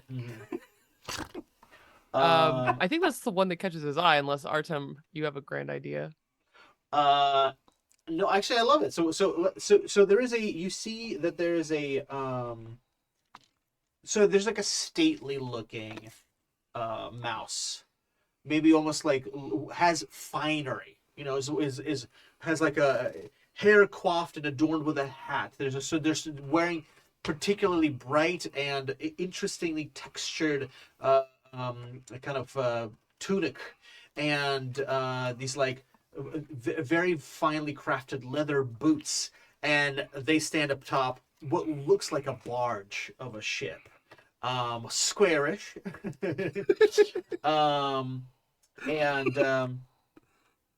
it's written underneath this mouse, who grins kind of very, very gregariously, and is like looking out into the distance. It seems to be standing also like on what maybe appears to be like bags of like pips. It's just like lots of coin, and it says, "Captain Finley, the acquirer of goods, and his loyal ship, the Ugg Tug."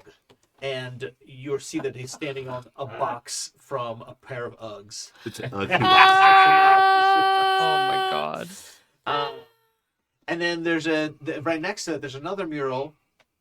Dion, I love these pictures in here too. Yeah. And you see it like a very kind of concerned mouse, a mouse that looks like a little more gaunt, wearing like a proper seafarer's captain's hat, but seems like the robes have not been the coat, the jacket has not been kind of cleaned in a while. He seems to be particularly restrained looking in the picture, as if he's really trying to keep things together.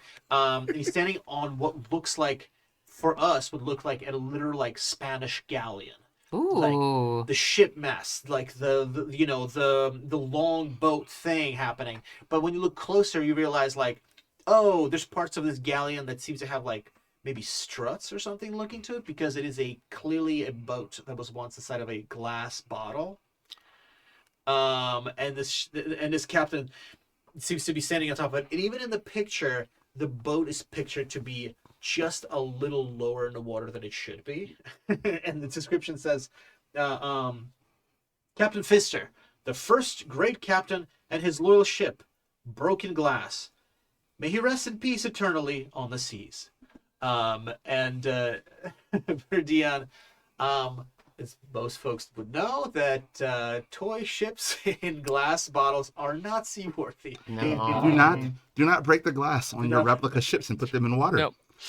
Yeah. And the third, of course, is Captain. And the third is myself. Captain Finnegan. Wow. So, Laura, Wow. who draws your attention? I think it's definitely Captain Finster and Broken Glass. because there's a the little lead on that is lost at sea, and he just stands there and looks almost completely like the world has stopped around him. Maybe I am. Maybe I came from here once. I do have stories, though. I have so many stories.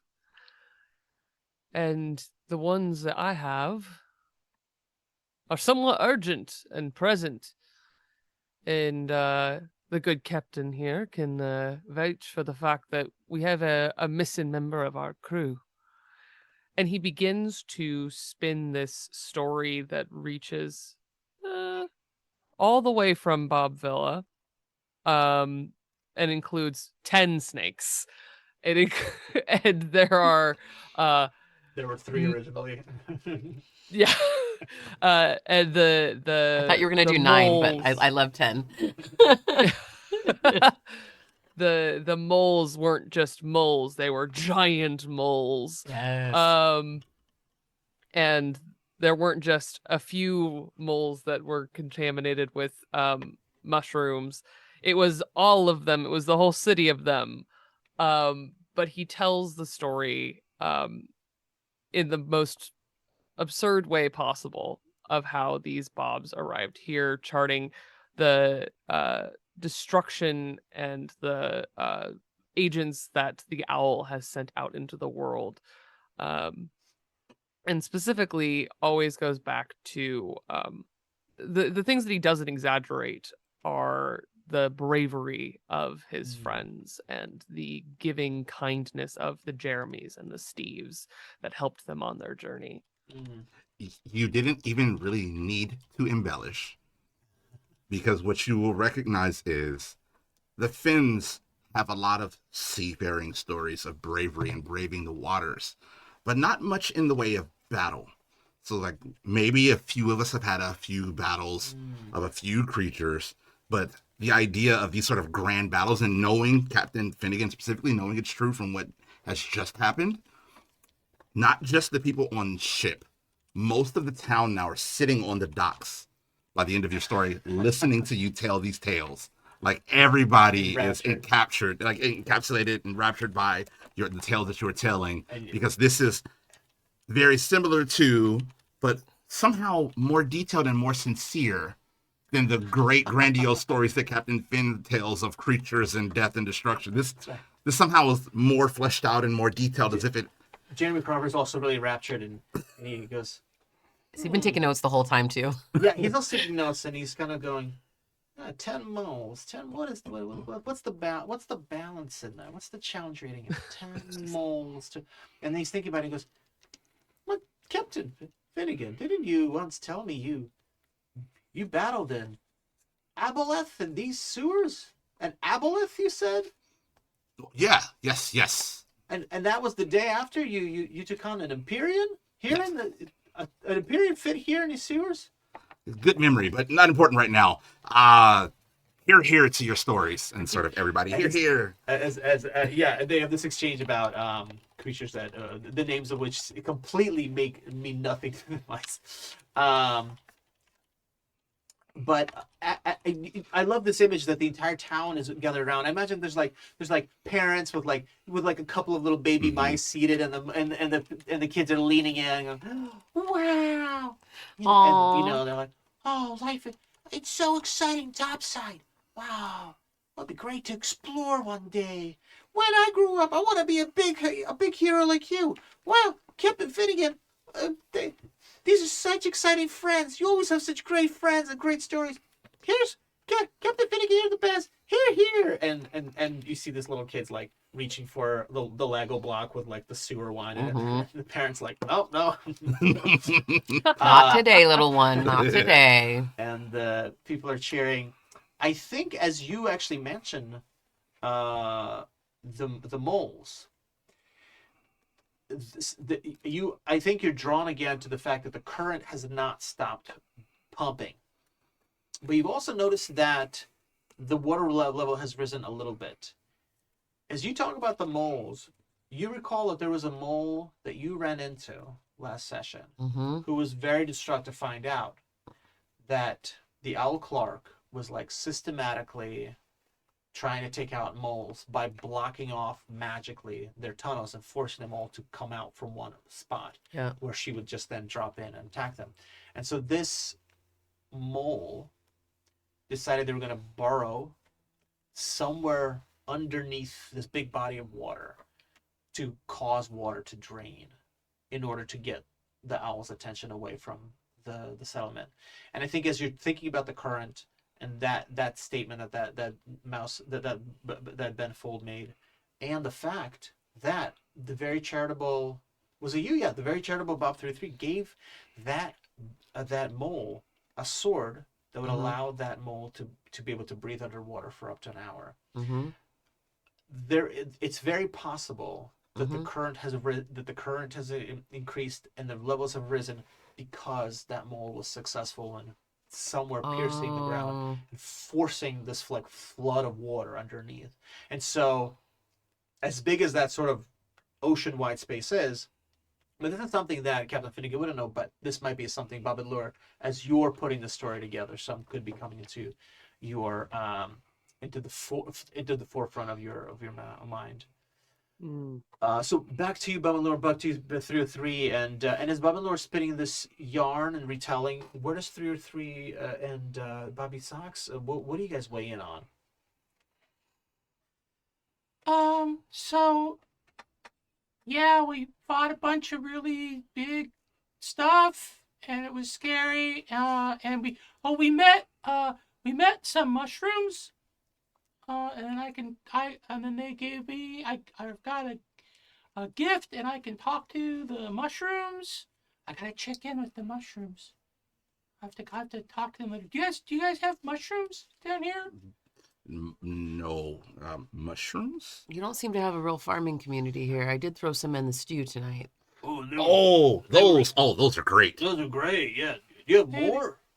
No, but I mean, I have more, but I do need to save some for the journey, but I can show you. And I have like some starts, whatever, like to help them grow. Because I am a Maybe farmer. there's some down here. Maybe we could. I imagine there probably are. The way it's damp in certain corners, you probably already have some here. It probably is, but it's not a thing that we would have recognized as a valuable thing, so we wouldn't have collected it. Oh, understood. They're So really delicious. may I make a check to see if I can see if there's any mushrooms around? Yeah, I love that. Okay. For sure. What should I? Yeah, let's just say I think it's just maybe a straight up like a luck 50-50. Okay. Yeah. No. No. Actually, maybe we yes. can No, make because some. it's a 5. Or I don't know. Yeah. Yeah, I think you'd want to roll under 3 and under. Yeah. Okay. You could duck it up. We have so many ducks. Okay. Well, yes. I mean, all it is it's just you don't see any here. It's not that you necessarily don't Okay. find them. And what was I supposed to roll? Or duck it up. But if you want to duck it up and say, Am I no, rolling I a want there 6 to be or mushrooms all or around. 20? I just rolled a 20 though, and that was a 50-50, so that would count. Oh, or wait, am I- you rolled a 20. I rolled a d20 like an idiot. Oh, it's okay. Well, what did Yeah. you roll? I rolled a 5. So would that count? That's 50-50. yeah. Yeah. That's Oh, that's under half. Okay. It's under. Bobby Okay. Ducks, I'm going to throw this out there. Look at me not doing math tonight at all. Hi. You're doing great. Oh my God, Math. so good. Math. Who needs that? My mom would be so proud. She was my algebra teacher. Both my parents are literally mathematicians. Yep, Um, same. They don't Look at us. understand- They don't Look at understand us. Terry, I want to give you the pitch that there maybe is literally mushrooms as far Like as everywhere. the eye can see. Yeah. And hold on, I look up and there's like, hold on, I get like a little my little glowing stone or whatever. It's Yeah. still like got a little bit of light, and I'm just hold on, and like I look up and there's like a whole like Flashlight on your cell phone. like you know what I mean though, like not like stalagmite stalactite like situation where it's just like since we're down here underwater, I was like, you are in the perfect place to grow the most beautiful assortment, and I start crying of mushrooms I've seen in a very long time. And then Chef Finnick goes, "Whoa, Captain, maybe she's a Finn too, or he's a Finn, but he's a Finn too." Maybe. Right? Whoa. No, pretty sure I'm not, but I can let you know that our journey that we're on right now, heading towards the laboratory, the great laboratory across the water, I hear that place is very wet as well and probably has the best assortment of mushrooms ever. It's part of why I'm on this pilgrimage. Oh. Well, oh, you brought up the big building across the water earlier, and here's the thing: no fin has ever been that far. Oh. The water up above is vast, and we mostly stay to the river, so we haven't mapped it out. Uncharted. It's very, very much uncharted. The only reason we even know it's there is we've had a few river riders who tried their hand at seafaring and got far enough out that they could see it, but none have gone far enough to go to it. And your navigator Phineas kind of pulls up like a map that is like so nautical, like just so many, like it has got the little like radiuses on it. It's got little stripe, the like lines. It's got the little angles and degrees of things, and it's like, theoretically speaking, Captain, with all due respect, these rivers could run there, but you're absolutely right. Nobody's ever been that far out. I mean, from what we understand of the flow of the rivers and their general direction, they could go there, but... That sounds like the greatest adventure and story that could ever happen if there was only a captain brave and mighty enough to go there. And you see... And maybe a great ship. You see the biggest smile. Like just the, oh, wait a minute. I could get a new mural. Like, oh, wait a minute. This could be it. And he goes, Navigator. Yes. How far have we gone in the rivers? Well, Captain, and she starts kind of like pulls out a protractor. She looks around. She goes, "If the castle is where I think it is, we know we know how to get there. We can for sure know how to get halfway there. The second half, we'd be swimming in dark waters." And if we take into account this new current, which seems to be rolling that way, do you think maybe it'll be... Because I assume time is also a concern in how long this journey would take. Yeah. She goes, "Well, this typical current, I think it would be a journey of a couple of days, but this current," and she kind of thinks about it and kind of aimlessly maybe takes the little Lego cup that she has and just kind of tosses it in the water and just like it shoots down.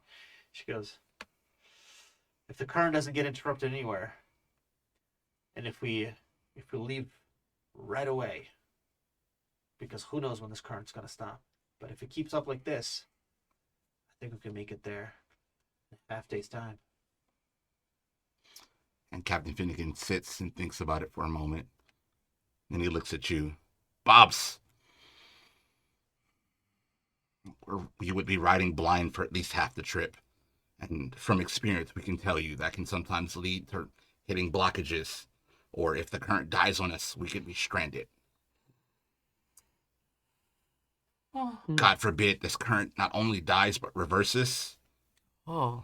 We could really be stuck out there in uncharted areas. I mean, we've for generations have been traversing these areas, and you're asking us to go far beyond what we've ever done. Are you willing to take that trip? The thing is, Captain, we don't really have much of a different choice. And honestly, you are all in just as much danger as we are if no one fixes us.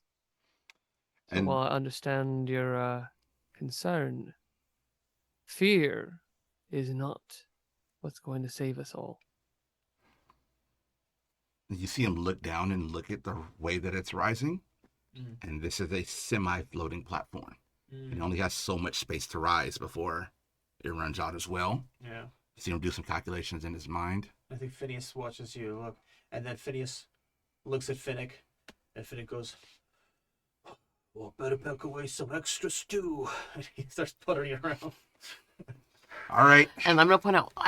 There's a few. Hold on. I'm just gonna help him like point out a few like different mushrooms that we could take along the way too, No, there's like a few, just like a to quick, like ration up. yeah, quick preparation things. All right. And then, Make sure we have enough hooks to break through a blockage should we get one. Make sure we have enough blunt objects to ore it if we run out of current. Make sure we have enough rations for the trip. Wait a On it, minute, Captain. Wait, but what about Bob?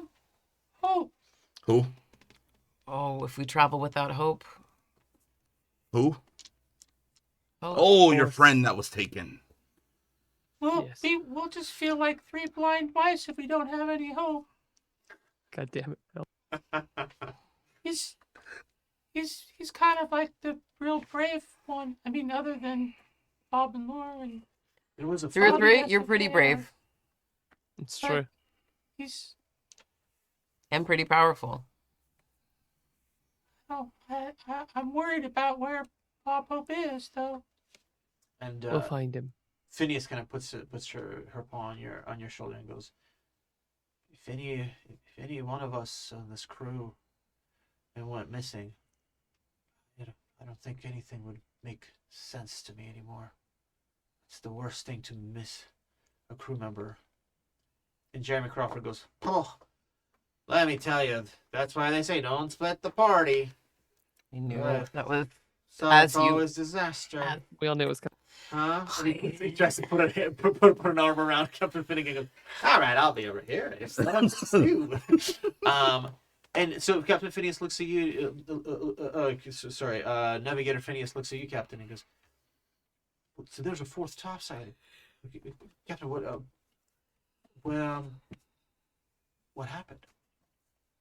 And I do my best to describe the creature I saw, not knowing what it is. Mm. Say, I saw it, pick him up and put him in a sort of pouch and be sort of led away.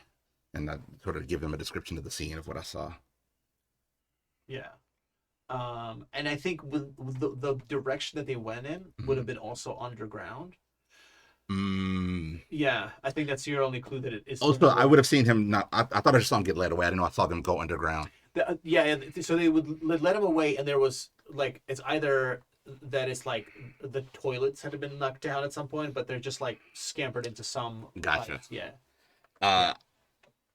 You, the mouse with the heart. Okay. Where I saw. Heart's important. On the, Pretty sure on the everybody waters. has a heart. That's like biology. Oh, there's heart, but then there's heart. Right? No, You know? no. All right. There are mice with heart, and then there are mice with brains, and each of us have our own And my thing that we bring. courage. Sure, yes. Courage and panache and bravery, and he goes on a little rant about himself for a moment.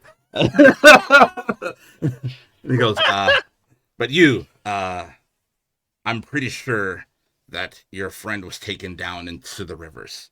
So I'm pretty sure they're also riding the rivers. And though we may not know their section of the river, this current is definitely pushing all the rivers in one direction. So long as we're in the water, we're moving towards them. Okay. And you see Jeremy Crawford has like a little tear, and he looks at you.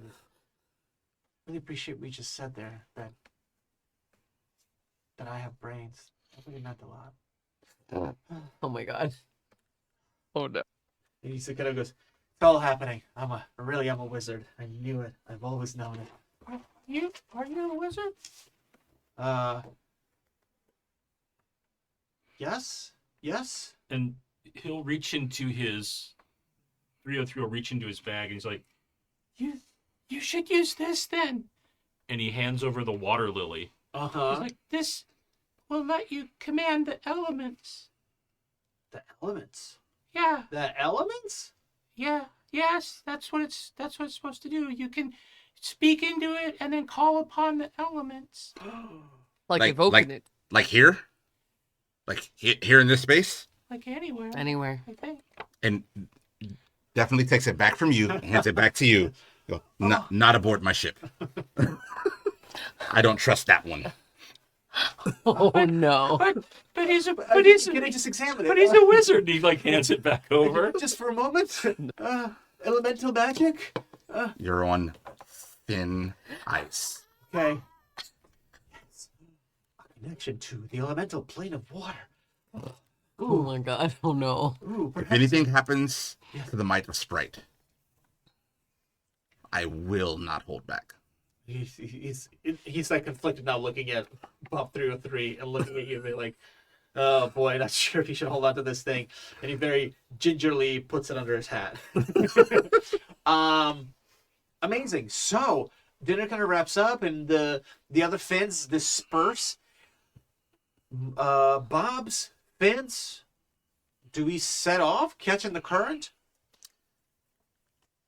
I think so. Seems like the best idea. Amazing. Okay, like it. so let's do some fast-paced travel. Let's do a little montage. So then we're gonna do this here. It's going to be Are we traveling by moonlight right now? Well, I think y'all are traveling. Yeah, I think it would just be maybe moonlight coming through like the sewer grates throughout. Yeah, like intermittently. Mm-hmm. And maybe that's what Phineas has mapped out. There's a Mhm. point at which the sewer grates are Where the longer there, lights- and you're in literal darkness. That is and hilarious. that's why they haven't gone further. Great. Okay, so what we're going to do. Ow. So, as Captain Finnegan has described this, these are river waterways, right? We're gonna do a little fast-paced travel. Okay, the way this is gonna work, this is kind of similar to the way we've done it before, is that we're just going to roll a d20 each of us for a feature of the river that we see. Now, the prompts that I have here suppose that it's a river like a typical river, like a topside river, blah blah. So this would be sort of your interpretation of that, but what that would look like underground. Okay. And there's going to be a little kind of meta thing that I want you guys to do. Okay. Two of you who feel like starting off the journey are going to roll that d20. We're gonna get a description from you. And then you are going to roll a fortune roll, which is basically, do you have an accident or not? Okay. If you have an accident, you choose a stat that takes damage. Okay. The trade-off is you gain a duck. Okay. Okay. That's sort of the negative. The success is that you just are able to get through without having to deal with anything. But then there's going to be two people who are going to be rolling for once you guys are in the darkness. Mm-hmm. Okay, and in that case, those people are going to be rolling, I think, with disadvantage to see whether or not you had a good fortune or poor fortune travel. Mm-hmm. And additionally, you'll have to roll for an encounter to see if you actually run into something. Okay. All right. That's probably just a lot, but you don't have to commit it to memory. We'll just walk it through. But for the meantime, everybody roll. Everybody decide right now, just thinking about it. Who feels lucky tonight? Who feels hot? Who feels Oh hot? gosh. I'll do one of the disadvantage rolls. Okay. I'll Yeah. roll in the dark. I'll do the other And disadvantage. of course. Yeah. Oh, the water The people. fins. The fins. The fins. Yeah. Of course. The Yeah. fins. All right. So At some point, I'm just letting you know. At some point, Captain Finnegan is going to accidentally call you Bob and Finn. Oh, That's gonna God. happen. Oh God, that's so cute. Okay, so you guys will be on the once you guys enter the dark waters. Okay, and then 303 will be day waters. Okay, great. 303 socks. Okie dokie. Everybody roll me a d20, please. Everybody? Yes, please. Everybody. You want us to take the higher of the two numbers, right, on the So- d20 for the disadvantage roll. For this, it doesn't have to be disadvantage. This is simply to give us flavor, just so we can get a picture where we're kind of Hey. carrying the story of this. I will then have you guys roll a d6 fortune roll, and that'll be with a disadvantage. So for now, just roll me the d20. Bob 33, what'd you go? What'd you get? 15.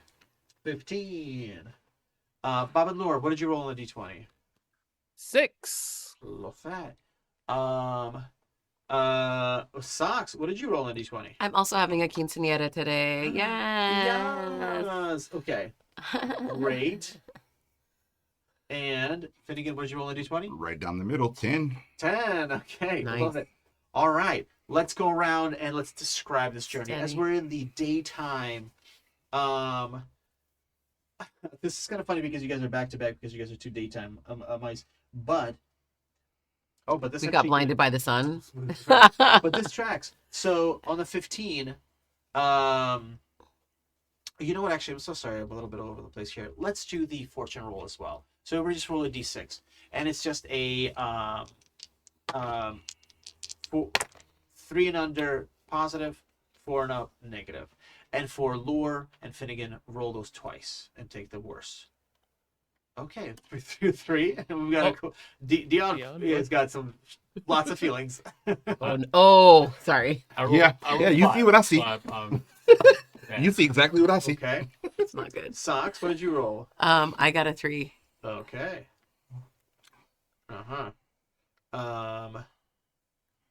And Lure, what did you roll? It's a 4. It could have been a 1, but it's a 4. Oh boy. Okay. And Finnegan, what did you roll? 2 6s. No matter 2 what, sixes. would have been a 6. No matter Oh what. my god. Whoa. Uh-oh. That's what I saw. Okay. I went roll. Let's go around and tell the story of the voyage through the Sewer River system as we travel to the Steel Castle, this enchanted fortress, this laboratory. About 3 or 3. You rolled a misfortunate travel, so you'll describe to us an event and tell us why this was misfortunate as you encountered a stone bridge along your travel down these waterways. Mm. And I can give everybody their locations for a second, then we could come back. Mhm, Everybody can kind of ruminate on it for a second. Socks, Yes. you similarly encountered another stone bridge along these waterways, but you had a positive attraction, so things didn't go awry for you. Okay. So ruminate on that for a second. Lure, you on a 6. 4. This is for the you got 4. I got the Yeah. 6. You got the You 6 said- Oh, no, I got a 6 on my D20. on the D20. Right. On the landmark. Yeah. Okay. Sorry. Yeah. Yeah. No, good. On a 6, you had an unfortunate event happen at a high waterfall. What a high waterfall looks like here, the sewer system. We'll come back and see what cook up. Oh, no. And Could be anything. Again, on a 10, Mm-hmm. there are some muddy flats. So how do we interpret it in these sewer systems? Mm-hmm. Sorry. Again, you also had an unfortunate Me too, event. We had a series of unfortunate events. That's right. So, the event. all right, is everybody in another moment? Who gets cooked up this fateful journey? 3 or 3, you want to kick us off? Sure. All right. So while we are going down the river, I think there's like a walkway that as humans would understand it, was like a worker access Mm-hmm. underneath, right? So they could be not in the sewers directly, but like a walkway across between maybe some side tunnels that are blocked off from debris and whatnot. But 303 is there, and as he's looking and it's trying to really focus, he kind of nervously reaches in his pouch and he realizes he's out of stones. He doesn't have any more little of his pebbles. And so he's like, oh. And maybe we're at a moment where, because the current's taking us, right? So we haven't stopped, but we're slowed a little, right? And so, and he starts scanning this kind of decaying stonework overneath that's like concrete, but it's just like weird stone to him. Mm-hmm. But he sees a section where there's chunks of it that are loose. Yeah. And so he's like, and he's thinking that they've got this fight coming up and he's got to have stones. And so he waits till like the front of the sprite is, Might of Sprite is clearing it, and then tries to like scramble up, and he's trying to get to some of the loose, but it's actually like loose concrete. And as he's trying to get it, it's kind of crumbling in his paws a little bit, and he's grabbing them and quickly looking, and he's kind of walking backwards to keep pace on the ship. Yeah, right? as it's gonna continue As to it's move. moving, right? Everything. I think he pulls, and some of it comes loose, and so some of the concrete falls on him. And he doesn't get anything usable. It's just like that crumbly debris, Yeah, almost sandy. right? Almost sandy. But it's kind of fallen on him, and so he's a little injured from that. What do you take damage to? Strength, I think. Yeah, It's take it down by 1. Yeah. So he gets up, and he doesn't have anything as it's going off behind him, and he's just covered in that weird gray concrete sand dust. Yeah. And he's like arm hurts a little bit, and Those shoulders hurt. yeah. Oof. Tough ride for Bob 303, but that gives us an additional duck. Thank you for your service. Bringing us up to 52 ducks, gang. It's gonna be bananas. We're gonna be ducking for our lives next week. Ooh. Socks, you're the only one that had a fortunate travel. As you Oh. passed by a bridge. Tell us a little bit about your journey. Well, I know we're probably not by this part of Burbank, but I imagine they might have migrated by then. These were these little like horse kind of structure things that used to be in front of a PF, a Changs. I believe the archive, it says on archival words I'm able to spell out on the side of it. So it looks like a really big horse, but we're going underneath it. Wow! As we ride the rodders, and I say, "This is fortuitous. The best of luck. This bodes well for the rest of our trip. For these are the horses of luck, and I have read in the annals of history, of ancient history, that they used to give you cookies at this place, and they would tell your fortune as well. So I imagine that this has to be something like that. Yes." Jeremy Crawford goes, Makes sense to me. I've read about this too. Apparently, trips to PF Chiang's were a big part of a culture. Huge among those who followed the treatises of Dungeons and Dragons. Yes. They would go there after games, maybe, or adventures Oh, I believe those to were celebrate. Well, they were big. They were big political and philosophical discussions. Oh, yes. The fates of nations and the Were discussed over chicken lettuce wraps. exactly. Yeah. My notes concur. Pardon me. I must vomit. I am not good at water. And all the fins are just like thumbs up because we didn't understand cookies, we didn't understand fortune, and we were lost in just kind of thumbs up. So you said after adventure and celebration, and we all collectively went, "Oh, it's liquor." It's liquor. Okay. Yes, Yeah, they had what they call the men's U, and the men's U would tell you that there were libations and beverages. Good. Yeah. To henceforth canonically to P.F. Chang's just means to have a great celebration. It's just a verb. P.F. Chiang's. P.F. Chiang's. Lure. Sounds like one of those things that's supposed to try to read for you is like trying to read it. Like, Yeah. A speak and spell, terrifying. yes. Yeah. A friend of mine has one of those things that announce when somebody's calling, but they have their spouse's name start with like emojis, and it's You able to say the emojis? yeah, Yeah. like, heart shape, smile, winky. I have a friend that has, they put their name in them themselves and added a bunch of emojis. I was like, dear God, every So time. good. Sparkle, purple heart, sparkle, sparkle is calling. Flaming poop. Bill is calling on the call. Come on, you guys. Okay, that brings us to lore. You had an unfortunate journey sailing past a high waterfall. Tell us all about that moment. And now in the dark waters.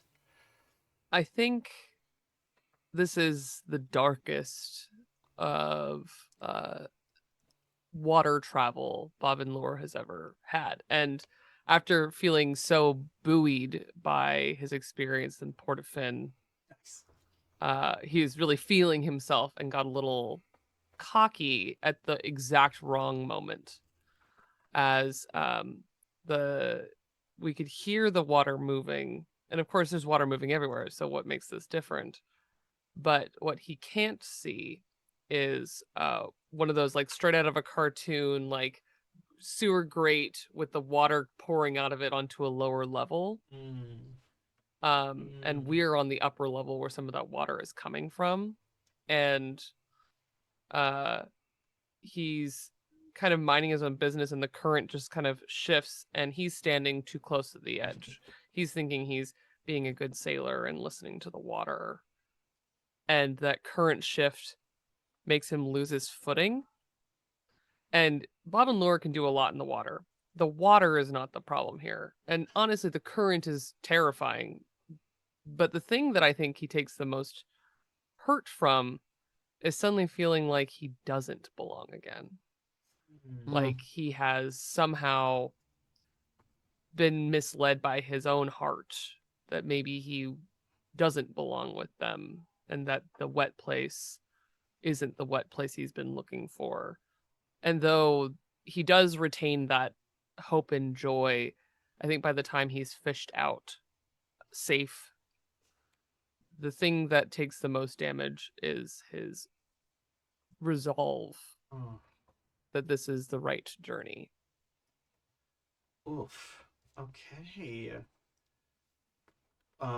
So I'm assuming that means you're taking a point against your will? Yes. Ugh. Brutal. Okay. Beautifully told, but brutal. Damn you, guy. Okay. And I will also come back to you in a second as well, because we will have to also roll for encounter. Last but not least, Captain Finnegan. Tell us about your quite unfortunate passage along some muddy flats. You actually took a lot of my story right away from me. It was very similar. Oh no! But mine, I think, is a little bit more cocky and a little bit more direct, and I made a bigger show of it. So it was less my belonging and more my pride, right? So we see ourselves, well, we don't see, we're headed towards what we might believe is some muddy flats. And my first mate comes and goes very quietly, right? Personally to me, Captain, we might want to, at least drop anchor a little bit and slow down. We don't know where we're traversing. And I make this big grandiose show. No! Full steam ahead. Adventure awaits, right? And so I'm making it this very public thing. And then it became so, no, but like, we don't know the terrain. And I go, folly. What can go wrong? The might of Sprite is the most mighty ship on the seas. Nothing can stop her. And in a very cocky way, go right up to the head of the ship and put my foot up on sort of like the front pontoon, sort of to signal full steam ahead, very Captain Morgan positioning. And in that same moment, we hit the muddy flats, right? And I start to go overboard. Now I'm dexterous enough to be able to hook and swing back on. So it's not that I fell. It's not that I got hurt. It's nothing like that happened. But it is now, I have now fallen in front of my crew and all of our guests and had to land back after making this big show with everybody looking at me and me being incredibly wrong and like just foot in mouth when leopards eat your face. Oh, God. And had to go, well, it seems that slowing down is called for. And you see your Oh, no. crewmates see you, and then they see you see them, and they like instinctively start to walk, but they like bump into each other. Right. They turn around and turn separately, and as they do, Jeremy Crawford steps forward and goes, Oh, it just throws up onto the pontoon. I'm so sorry. Can we slow down? He is not doing well on this ship. This guy.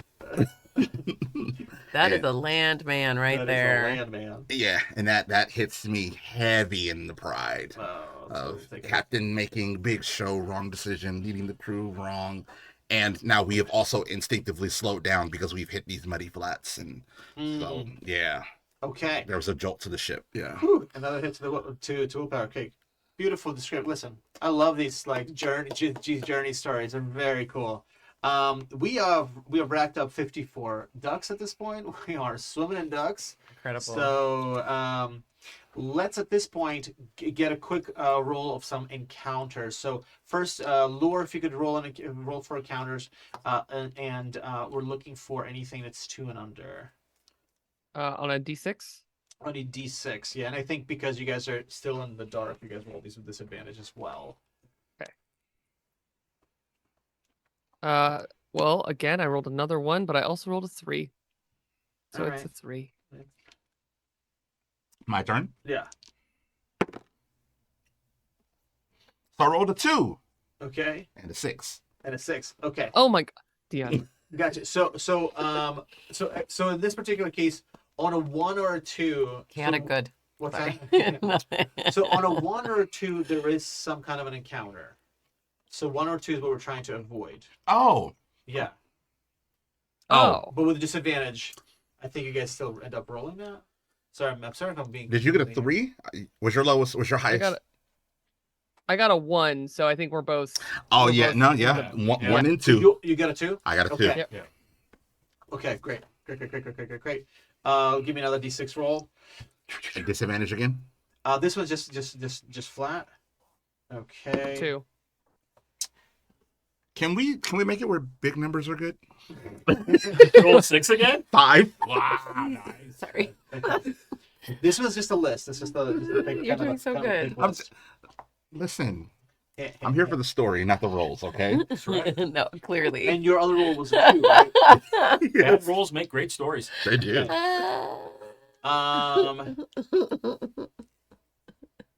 Okay. So, Lure, you had the 1, right? I had a 1 and a 3. Whichever one is the disadvantage, advantage, I'll let you figure that out. Okay. But that second time I asked you to roll a D6, you had I think I had a 2. a I 2? can roll it again. The first Okay. one, the whether or not the encounter happened was a 1, Uh-huh. and I then have a 4. for you, and yeah, And a 4. Okay. And then you said A 5. 5. 5. Sorry, gang. You're just All okay, good. Here we go. All right. We 4 support and you a taking 5. time to math. Ooh. Okay. Finnegan, Mhm. on a 2, you are aware, and you tell me maybe how this happens, maybe it's while you're trying to get your bearings. You are aware that the platoon is about to make a pivot around a corner, and you hear the grunting of that massive opossum. Bubba Trubba. Water. Not fast enough. Bubba Trubba wanna go faster. And you hear some rat goblins going, yeah, we're trying the best we can. We're really tired from paddling. Go paddle faster. And so you're, as the pontoon is kind of coming around the bend, you see that in the distance, there's Bubba Trubba like just straight up seated on what I guess is an upside down box from Twilight Imperium. Emptied Right. out. And the red goblins that are next to him are using like coffee stirrers and stuff, just trying to kind of push through the river. And here it's like slow down, and Bubba Trouble's just sitting right in the middle of this box and not helping at all. And the rat goblins look really exhausted. So on a 2, you're aware that if you continue moving here, they'll become aware of you, and you will have to kind of deal with them. However, on a 1, as that's going on, Lure, as you're having this moment, considering whether you belong in the water or not, a shape slinks through the water beneath you, making whirlpool kind of movements around and around. Sleek, long, a body that's curving. That's a water snake.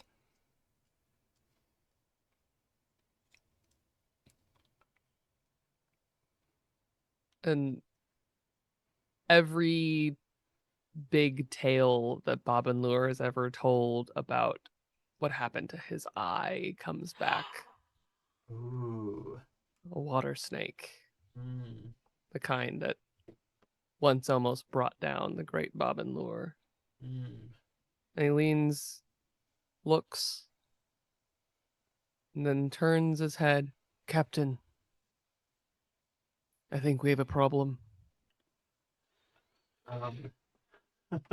As you say that, kind of so quick it's hard to kind of it breaks the water without a splash, but a webbed and clawed paw comes out and wraps itself around one of the cans of the sprites, and another one pops out, and rising out of the water is like a 3-foot long otter. Starts to climb along the pontoons. And the otter's going, well, about time. I was wondering when I was going to run into the wandering Bobs. Everybody roll initiative. Yeah, let's go. Time to find an otter. How roll initiative? So we roll a d20, and you just want to beat your dexterity. Now, I will. You gotta I will roll take a under. duck. Roll under. Yeah. Oh, yeah, roll under. Sorry, that's right. Yes, roll under is the key. So meet it or roll under it. Gotcha. Now, I'm gonna take one of those ducks. take those ducks. Listen, we've got a Duck lot of it. ducks. Let's spend them. Worth it. Good.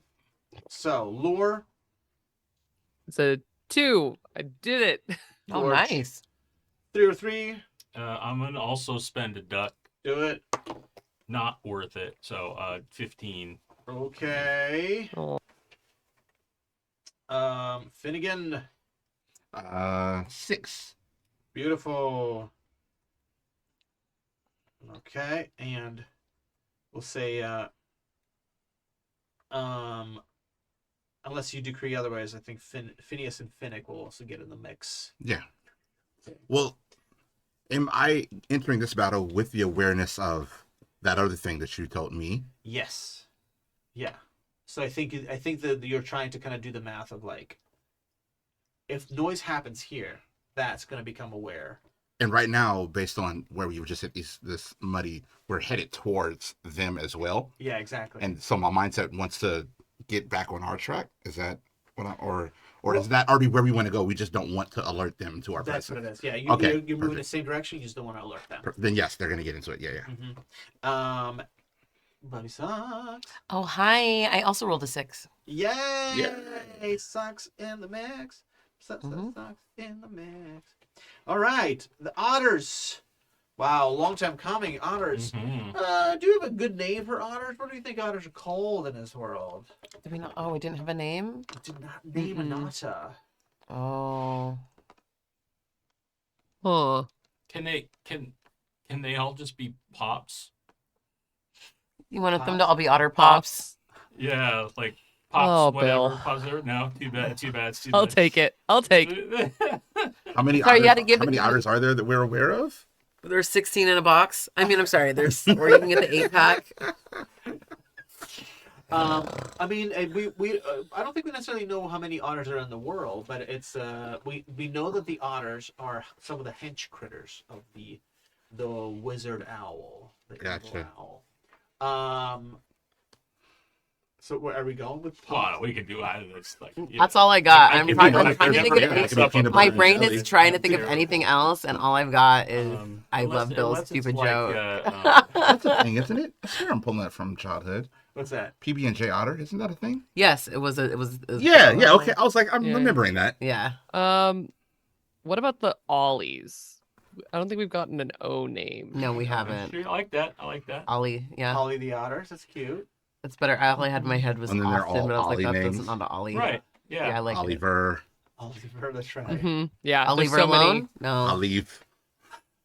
Olive. Olive. Yeah, Yeah. Ollie. I live, I die. Great. Ollie, I live, I die. Ollie, Ollie, oxen free. Great. Ollie, oxen Ollie. free. Yeah, Ollie Oxenfree is one of them. Yeah. Woo! Now we know. Okay, fantastic. Well, Olivia Pop. gang. So just as a time check for Olivia listeners John and for Newton. you guys, we're about like 20-ish minutes towards when we need to wrap up. So the heat of this battle is happening right now. Let's get into it. Let's see where this encounter takes us. The otter Ollie is kind of coming up. Well, fancy seeing you around here. Wow. Well, where y'all headed? I bet I could guess. Lure, Finnegan, and the crew, Socks. You guys get to go first. So you guys get to just discuss amongst you what you want to do, and then just tell me what you want to do, and we're going to resolve it one by one. First and foremost, get your disgusting paws off of my ship. Oh. Like, just first and foremost, like, pissed off. Good. That's very. I thought you Finns were known for hospitality. Okay, I figured out Captain, what I I want to think do. you've gotten some trash on your ship, and Lure extends his hook towards the otter. Wow, I didn't realize that I was invited to a roast. What's going on? You guys, you guys doing a... Hold on. Is this thing on? Now. Oh, God. This guy's saying... Now I want to say. I'm disgusting. This one's saying I'm trash.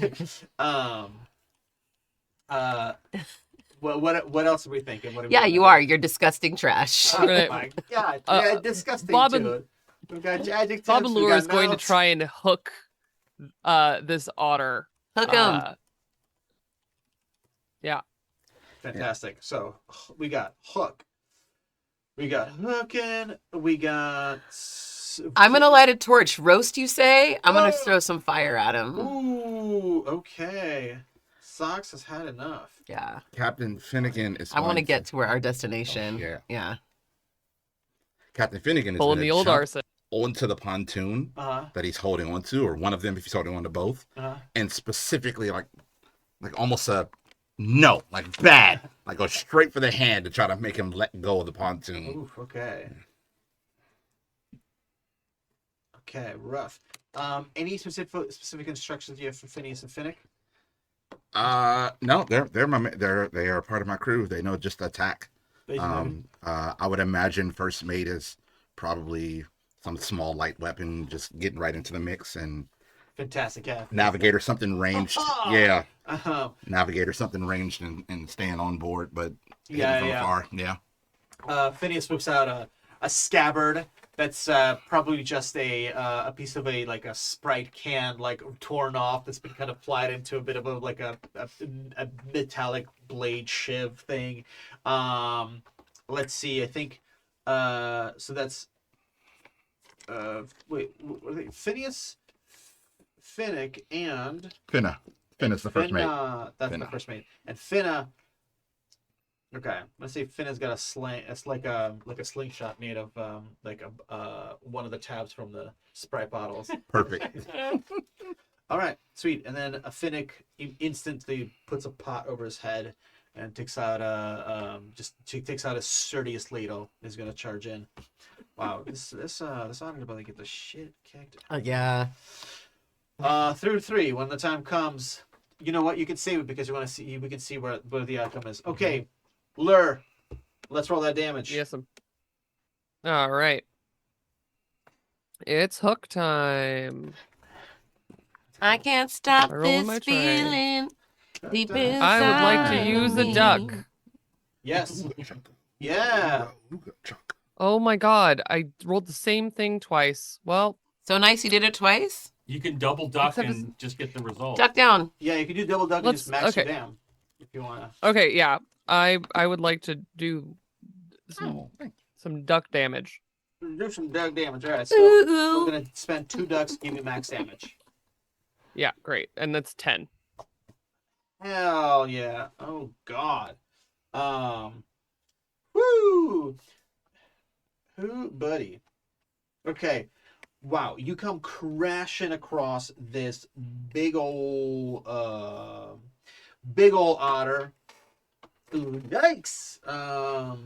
but he's just overwhelmed. Finnegan, go ahead, do your thing. All right, I will roll. Oh, that's a 10. Good God, 10. Could you roll me also a d6 for d6 and a d8 for your crew? You guys are just D6. absolutely good. D6. Ape shit. Oh yeah, the fins were all in there. I usually In have like more than fin. one fin. Oh my god. That would be 12. Altogether 12. Altogether 12. Good Lord. And socks. Yes. Yes. Yes. Give me give me a dexterity saving throw. Sure. I did it. I got a 4 and my dex is 10. Good Lord. Gang, it is this otter. I said you wanted to get roasted? Yeah. Yeah, well I got you toasted. The otter's like, oh, what's this? What kind of crowd is this? Hey, I'm just a guy in the water. What? And absolute brutality, hooks flying, stabs getting beaten across the head. And on top of that, there's sling bolts are getting shot at them. They're getting walloped with ladles, and to put like what do you call it? To add insult to injury, Yeah. lit on fire just within the damage itself. You guys annihilated his protection, completely annihilated his protection. I mean, this is 32 points of damage. This otter pops up. Hey, what are you guys doing here? And they're set Get on wrecked. fire. They get set on fire. And can someone who feels very lucky, without any disadvantage, just roll me a d6? This is to see if the otter catches fire and starts to stink. 2. The otter catches fire and its dead, a slightly burned corpse falls into the Oh, river. bye-bye. I'm so sorry, Otter. There you go. Yeah. Oh my And all God. happens, and then 303's like, Okay. just like he's rubbing his hurt arm, just like. But now we've spent a turn traveling as this is happening. So I'm going to need everybody to give me a dexterity saving throw to see if we can avoid being spotted by... What the fuck? Hell yeah. I'm gonna use a Oh. duck, maybe. I've already used so many ducks. We have a Use the lot of ducks. So many ducks. Yeah, I'm gonna use a duck. Which one are we doing? Also, my Dex. dexterity Dex. is terrible. Oh, I'm the opposite. That's That didn't make it better. I'm gonna leave it there. I'm sorry, everyone. Well, then if yours is bad too, then maybe I leave mine too. Are we gonna get seen? We're gonna get seen. Or should I use one more duck? You can. You absolutely can. You guys have 48 ducks. I'm gonna right now, try so one you- more. If you double duck though, then you just. No, I don't need it. I got a 2. Ooh, okay, so 47. And Lure, that's the final answer. No more ducks? I'm gonna say no more ducks. No more ducks. Okay. I've already used 3 ducks in the last like 10 minutes. Still have so many ducks. And because everybody wants to know, Jeremy Crawford is making meticulous notes, charts. Excellent. He's tracking. Oh my god, I had no idea. Just kidding. That's all I know he's doing. Is he like revising the hit points on an Yeah, I otter? guess. Ooh, too low. They just went right through. Well, now we know a single otter versus some very world-weary mice. Still stand a chance. That's just nature, folks. We're at 47 ducks. So that's Lure is the only one. And If you guys really want me, I will take the duck. I will try one more time. Take the duck. Take the duck. Take the duck. Okay, and it worked. That is a 4 under my 7. There we go. Yeah. Wow. Okay. Not that we endorse peer pressure on this show. No, But this is a collaborative it is to the game, general as it says good. in the handbook. If you see best practices, it says work together, devise schemes, recruit allies. We're doing Yes. Thank you. Thank you, Yeah. Isaac Williams, writer of Mhm. Mausritter. that. Mhm. Okay, we're down to 46 ducks. That's plenty. The pontoon ever so gently. The pontoon might have sprite ever so gently. Bobs, and I was gonna say bobs and fins, but that doesn't make any sense. Bobs and slowly follows Bubba Trubba and the very exhausted Red Commas. They're now a little more distance away, maybe 10 or 15 feet away, and obviously you guys are small, so these are significant distances. And you can see that the track on which the boat is moving is also starting to kind of move, zigzagging a little bit. There seems to be some rush of water as there's a descent, and it seems that there is somehow like an elevation, like a platform. Like it's just you riding the current, you're kind of scooped up, and then there are several, I guess, pipes that are spilling out water from a couple of directions. And so as you guys get scooped up and picked up on this elevation, there's like several other currents, and suddenly you guys are kind of moving in a new direction. Again, this is all kind of your navigators like furiously making notes of all of this. Are we still through all of that? Would we still be following them? Yeah. Okay. Yeah, still a distance away. So as you guys are following them, it's very dark in here, so it's hard to tell exactly where they're going, but you guys can overhear bits of their conversations. But just before I tell my crew, raise the blacks, which is like they bring out these long knitted together black and brown cloths to cover over these very bright and vibrant and gleaming and reflective Sprite cans, right? Like it's our way to Yeah. like not be seen Yeah. when we hit the light, so it Silent doesn't. It's running. not like they turn around and there's just like fling of Sprite cans showing. Oh my my god, God, Like that's they cover over the brilliant. pontoons. Pro moves. Oh my god, that's so cute. Okay. Gang, as you guys are following these mice completely in in full stealth mode, the fury of and the bloodthirst of beating the shit out of that otter. Goodness gracious. In the distance, there is the light glow of a red, slightly flickering light that seems to be outlining the space of a kind of a maybe squarish environment, with a raised platform that seems to come up a good distance above water. It seems to be made out of that same stone that you saw. It would be like cement. Mhm. Just very hard, like rigid square rock. And next to that are rusted metal steps. So I'm as we start seeing that, Yeah. I'm waiting for a moment where the water's still rushing, Yeah. right? But there starts to be some light. Yes. And I'm gonna put my hand in the water and I'm gonna eat the last of the truffle. Great. So, Bob 303 has a special item called the Truffle of True Talk, which is much like a, like if you're trying to communicate with somebody and you can just understand their language, whatever. The Truffle of True Talk allows you to communicate with anything, water, rocks, leaves, as well as other creatures. So you can communicate with the essence of a thing. Okay, so I got a 3 and a 4. Okay, great. So I'm gonna talk with 3 things for 4 minutes. 3 things for 4 minutes of real time. Okay, what are your 3 things you want to talk to? The mushroom network, Yes, because they're connected to the river, of course. right? And so I'm gonna talk to this river, the river Yeah. that we're in, Yeah. and Bob Hope. Oh. Amazing. The mushrooms, the river, and Bob Hope.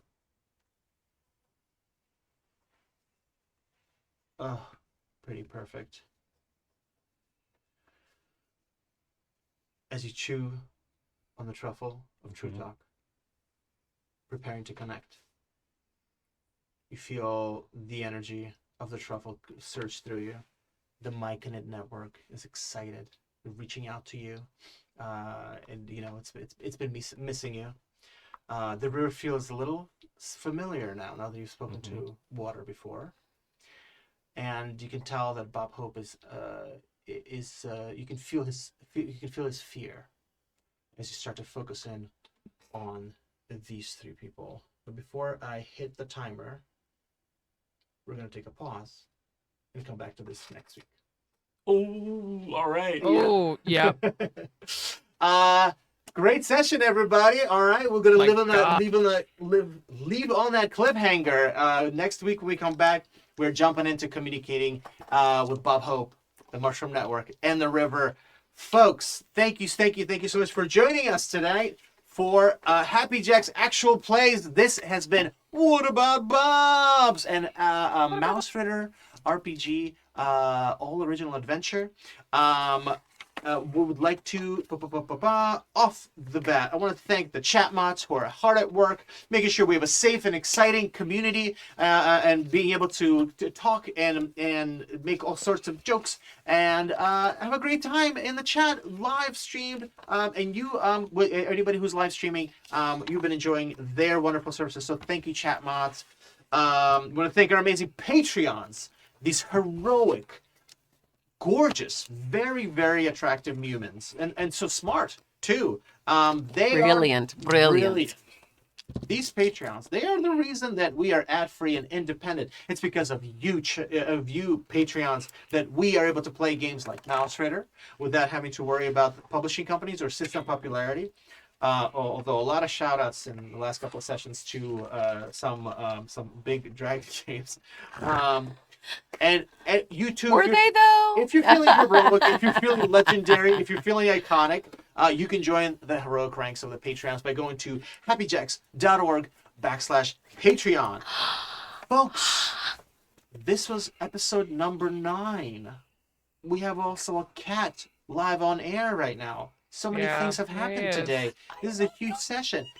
Let's go around and meet our humans. And again, huge shout out to our featured performer today, Dion Simmons. Oh my God, incredible. Hell yeah. Let's start off with you, Dion. Introduce yourself again and tell us about what's going on and where people can find you. Hello, everyone. I am Dion, and I have been Captain Finnegan. It was a joy to come in and do this and to sort of hear what you guys are doing and try to come up with a little story to kind of bring it in and sort of bring in a new face to the story. So I hope it was enjoyable, and I hope it was a sort of like fun bridge to the finale of this. As we are on board my ship, I'm excited to be here next time for the big finale if I'm so welcomed. Yeah. Dion, if you're into that, a big 5-session studio for grand finale, I'm into it. I'm into it. So, Again, no pressure, no peer pressure here, but if I'm so welcomed, I would love to be. You know we're about peer pressure in this house. Send those ducks. Collaborate. Or else. Outside of that, most places on the internet, I am Delta Echo 7792. Although I don't exist much on the internet outside of playing games like this, so you can find me on the Happy Jack's back catalog. I've played a few games there. Or if you are free Saturday mornings, just if you happen to be free Saturday mornings, you can come see us in the Astral Circus, where I play a grave cleric who gets into a lot of hijinks. And very not Captain Finnegan, very unserious, very sort of fun, jovial, youthful. You know, if you want to see a different face. Otherwise, also, again, if I'm so invited, here again next week. Other than that, it was great, and I'm just want to say thank you for inviting me. Oh my God, Thank you incredible. so much for being here. Stellar. Captain Finnegan, wow, icon, instant. I mean, immediately burst into the canon of incredible, iconic characters just from the first description alone. Yep. I was like, we've got another pirate? We've got a real pirate? I lost my mind. So thank you for that. I was like, I didn't know we needed a pirate, but we absolutely needed a pirate on this journey. That's what we've been missing. Hi guys. I'm at the Terry Gamble on the internet. You can find me all over. That's where I'm at, I guess. I don't know anymore. Where do I exist in this plane? Astral plane? Okay, anyway, we're back to where we started. I just moved this week, and I also had a birthday, so I don't know anything anymore. I've questioned all of my choices right now. Wow. You know, it's incredible. But you can find, I do have 400 plus episodes of a podcast that I've worked on forever called Horror Movie Survival Guide. It comes out every week. This week, if you're listening to this fresh and live and in person right now, it's Lake Mungo, a cult classic from 2008. It is unlike anything I've seen. That movie It's pretty good. And then honestly, you think it's one thing, and all of a sudden you're like, no, no, no. This is not what I thought I signed up for. This is a very different film. It's a real Incredible. incredible twist on like an- the found footage. Yeah, genre it's in a general. twist on the found footage. It's not shaky because I do not like those kind of things. 'Cause I'm one of those people who gets seasickness. I feel like our friend Jeremy Crawford tonight. When I'm watching when I'm watching certain types of movies like that are but it's not all handheld. It's more like true crime documentary, mockumentary, if you will, style. It's pretty brilliant. It was recommended to us by a friend of our podcast, BJ Coangelo, who's an amazing writer and just critic and loves horror. And so we take anything she says very seriously when it comes to the horror genre. And that was a big highly recommends from her. So check that out. What else am I doing? There's a bunch of karaoke things always. So check that out if you're in the greater Los Angeles area. You can check me out at VIP Karaoke LA. That's my karaoke company. What else? I think that's good. That sounds good, right?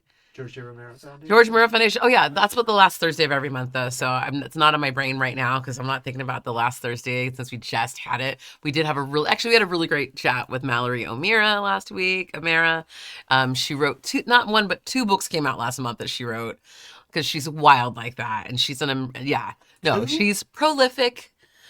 She also has been doing a reading podcast, so she's a big reader too, for 10 years with Bria Grant, called Reading Glasses. It's a great, great podcast, but they also have another one called Reading Smut that they just started.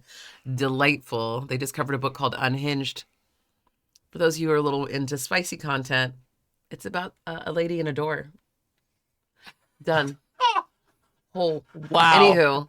For those of you who are old enough to listen to it, check it out. It will floor you. It's very, very incredible conversation. But they got not just like it being spicy, but the fact that the politics of reading and who says what and gatekeeping of reading. They're wonderful ladies talking about books.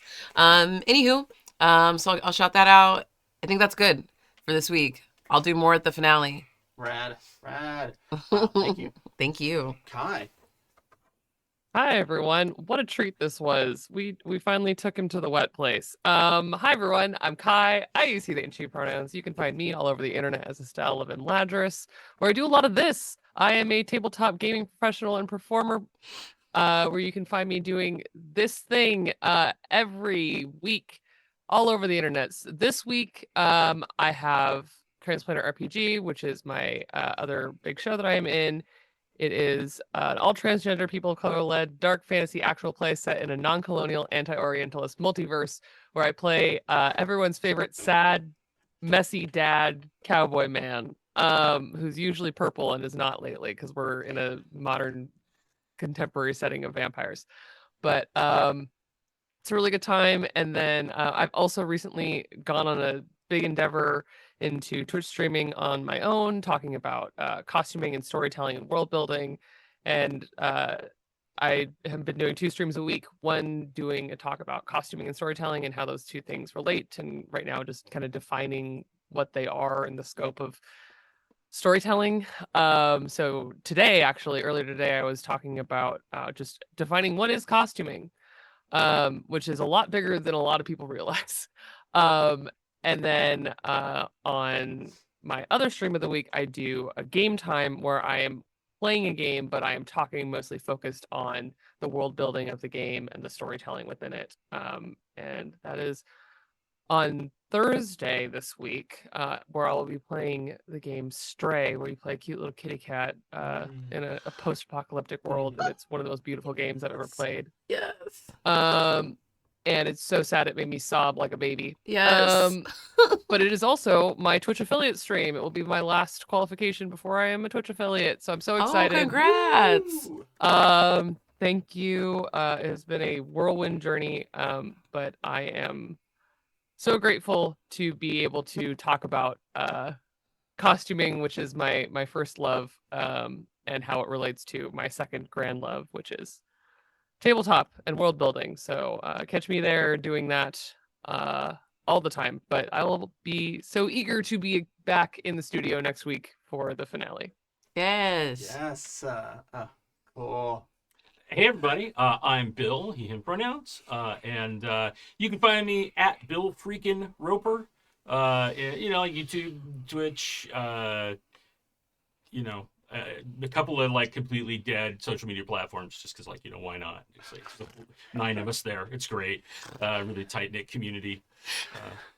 But anyway, you can also Social media and the apocalypse. I know, yeah, exactly. totally, Yeah, the totally. global internet apocalypse. But on Wednesdays, and tomorrow specifically, March 5th, you can find me at 1:30 Pacific, 4:30 Eastern, over on Severed Studios on Twitch. We are doing Few and Far Between, which is our really shenanigy filled romp through Exandria. We finished rolling Another Deep, and there was like such amazing characters that we wanted to delve their backstories. So now we're up into the those treacherous mid levels in D&D 13, 14, and getting up around there, which is terrifying. It's so weird how like scary monsters get around then, because you think you're really powerful, and then you find out you're not. You're still not. But yeah, I You play mean an adult dragon? Yeah, exactly. Yeah, not like the little ones were so cute. But yeah, I play Orgot Skullcrusher, who's a half orc, half drow, barbarian fighter bard, because I like to mix it up. Started life as a fighter, got influenced by bad grumsh, and then tapped his barbarian nature. And then one of our players had to leave, and it was super emotional. And so I went on a very non-power gamer trip of like becoming a bard, because he was our bard. And I want to carry on the stories that he would tell for us and stuff. So, it's really fun. It's great, and I play with some amazing players, and our GM's fantastic. But that's on Severed Studios on Wednesdays, and then tomorrow is the big, gigantic culmination of a massive years-long storyline over on Emporium for the Wayward Gamer, where Jay Neophet is taking us through the world of the Natural Ones, which is his group he runs. But there have been many of us that have come on for some number of sessions as guests. And he's brought the main cast, which is 3 of them, and 5 of us that have guested over the years. And we have had this massive 8-player, 1 GM assault. Unreal. And the big final thing that's happened is 2 weeks ago, half the group went to try to destroy the soul cage of a lich, which was actually an entire house, and that was a terrifying. Imagine like basically a house mimic. Like Oh yeah, you said terrifying. Brutal, terrifying. But hey, tomorrow the rest of us, which I'm a part of with my gnome ranger. Temin Fenstalker, who's a gnome dragon hunter, we get to fight the lich, and I'm that's not going to be. It's going to be kind of bad. Maybe, I don't know. I'm literally terrified. And we're playing Pathfinder 2e. So if you love Pathfinder, if you love great storytelling, and you want to see me do basically Joe Pesci with a bow, you should come on over and check it out, because that's my character vibe for him. And that is tomorrow at 4:30 Pacific, 7:30 Eastern on Emporium for the Wayward Gamer. That's it. That's all my stuff. Woo! Amazing. Also, another shout out. Bill Roper is doing the in-house producing today. He's switching the gears and the knobs. He's pulling the levers. You guys don't even know what happens here in the soundboard. There's a lot going on. So I have no idea. I'm just happy to be here. Right. I sit as far away from the producing station as possible every time. Well, gang, I have been your GM. My name is Artem. My pronouns are he and they. You can find me on the Instagrams at Artem Directly. I have right now, actually picking up from Bill, I have another episode out of with the Emporium of the Wayward Gamer of Hunter Team Beta, Hunter the Reckoning, like epic campaign that's just jumping through decades. We're switching up different characters. Jay, our GM, has written a beautiful story that is all. It's called the Michigan Chronicles, because everything takes place in Michigan, and I'm getting a huge kick out of it, because like real places, real towns, like actual locations. I love the idea that you can just pull up a map and you're like, that place is there, that lighthouse. could actually be haunted, and it's really that it's really neat. And Jay's doing a really really cool story that's rolling out over different decades, and I think we started in the 30s. I think now we're up to the 60s, but so check that out at Emporium the Wayward Gamer. Check out Bill on the is it the Natural Ones? Natural Ones. The yeah. Natural Ones, and then Hunter Team Beta, all on Emporium the Wayward Gamer. Jay's really killing it. We love you, Jay. I have a podcast that has video and audio episodes called Scary Movie and a Sandwich. It is a very timely and important show about very important topics and important things that I have to say with my guests as we pair sandwiches with scary movies, and we get really deep. Really deep. Honestly, cultural, conversations. I think that's where it starts. Honestly, food is one of those things that you can start a jumping point for a lot. Quite honestly, I agree. I know you say this in jest, I don't like say it in in jest, but it's but real actually, stuff. yeah. Well, I always say, if you want to talk to people about stuff that makes them uncomfortable and things that they're afraid to talk about, put them in a comfortable place, give them a sandwich. And so it's comfort food and uncomfortable topics, and it's really lovely. And I just put out an episode. That's every Thanksgiving in my family. But like the intention here is like we walk away from these conversations being like, that was a good time. Oh, A sense of catharsis. But we just put out an episode on Lost Highway, which isn't a scary movie per se, but it's very trippy. It's very intense. With a wonderful Mary Lukashevich, who is worked in the editing department on massive films, on Dune Part 1, on Blade Runner 2049, just on Arrival she worked. So really cool conversation, really great. And that was filmed at the Keyframe Studios in Hollywood and produced by Craig Lewis. So check me out at Scare Me in a Sandwich.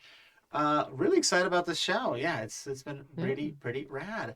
Other than that, y'all can find me here for at least another Tuesday next week when myself and this rad group of individuals, and I hope, Dion, you meant it and you want to come back, because we'll have a grand old time, huge finale. We'll have Joey and We'll be rolling on the river. I'm sorry, we do harmonies here? What's that? Yeah. This is Not to you? Yeah. When Joey's on, here, hello. just wait. Oh my God, it goes. do you have a resident bass, or can I? I did just Nice, remember something that I nice. forgot. Oh yes, Kai. That What I do should you? definitely say.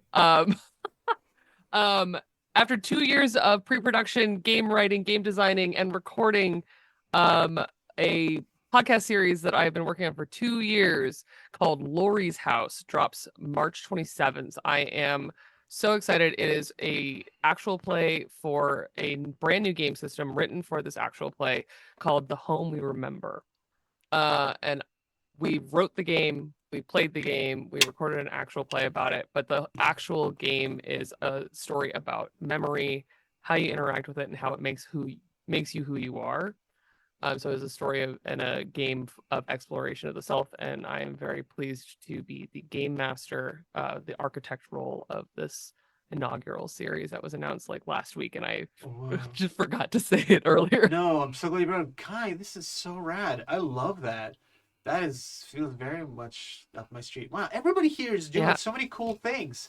I love true. it. That's true. I'm gonna Yeah, miss you can this find that crew. over at Tender Vicious Studios. Tender That's the name Vicious, of the Tender production company. Amazing. Audience, you've been beautiful and gorgeous and grand and amazing. Thank you so much for joining us. We'll be here one last time next week. All of these cool people with all their cool projects will be here one more time, being a bunch of sweet little mice taking down some Human. really evil critters. Yeah. Can I say just one quick sign off thing really quickly? Yes, yeah. All right, because we were just talking about culture and things. My family is from the South. A lot of them are from Louisiana, Northeast Louisiana, and Northwest Texas, et cetera, et cetera. Mm-hmm. It would be remiss of me to not mention that today is Mardi Gras. We are recording this on Mardi Gras. So if you are still awake, even though it is pretty late in the game, I just want to say to you all, laissez-les, bon temps, roulez. Hey. Let the good times roll. Go and do something debaucherous. Go and have fun and treat yourself and don't feel bad about it, because today is a day for it. That's all. I gotta finish those hell donuts. yeah. Thank you. Perfect. I'm getting French fries on the way home. Yay! Okay, everybody, go do something fun. Happy Mardi Gras, everybody. Thanks for being here. Mwah. We'll see you next week. Bye. Bon delay. Bye.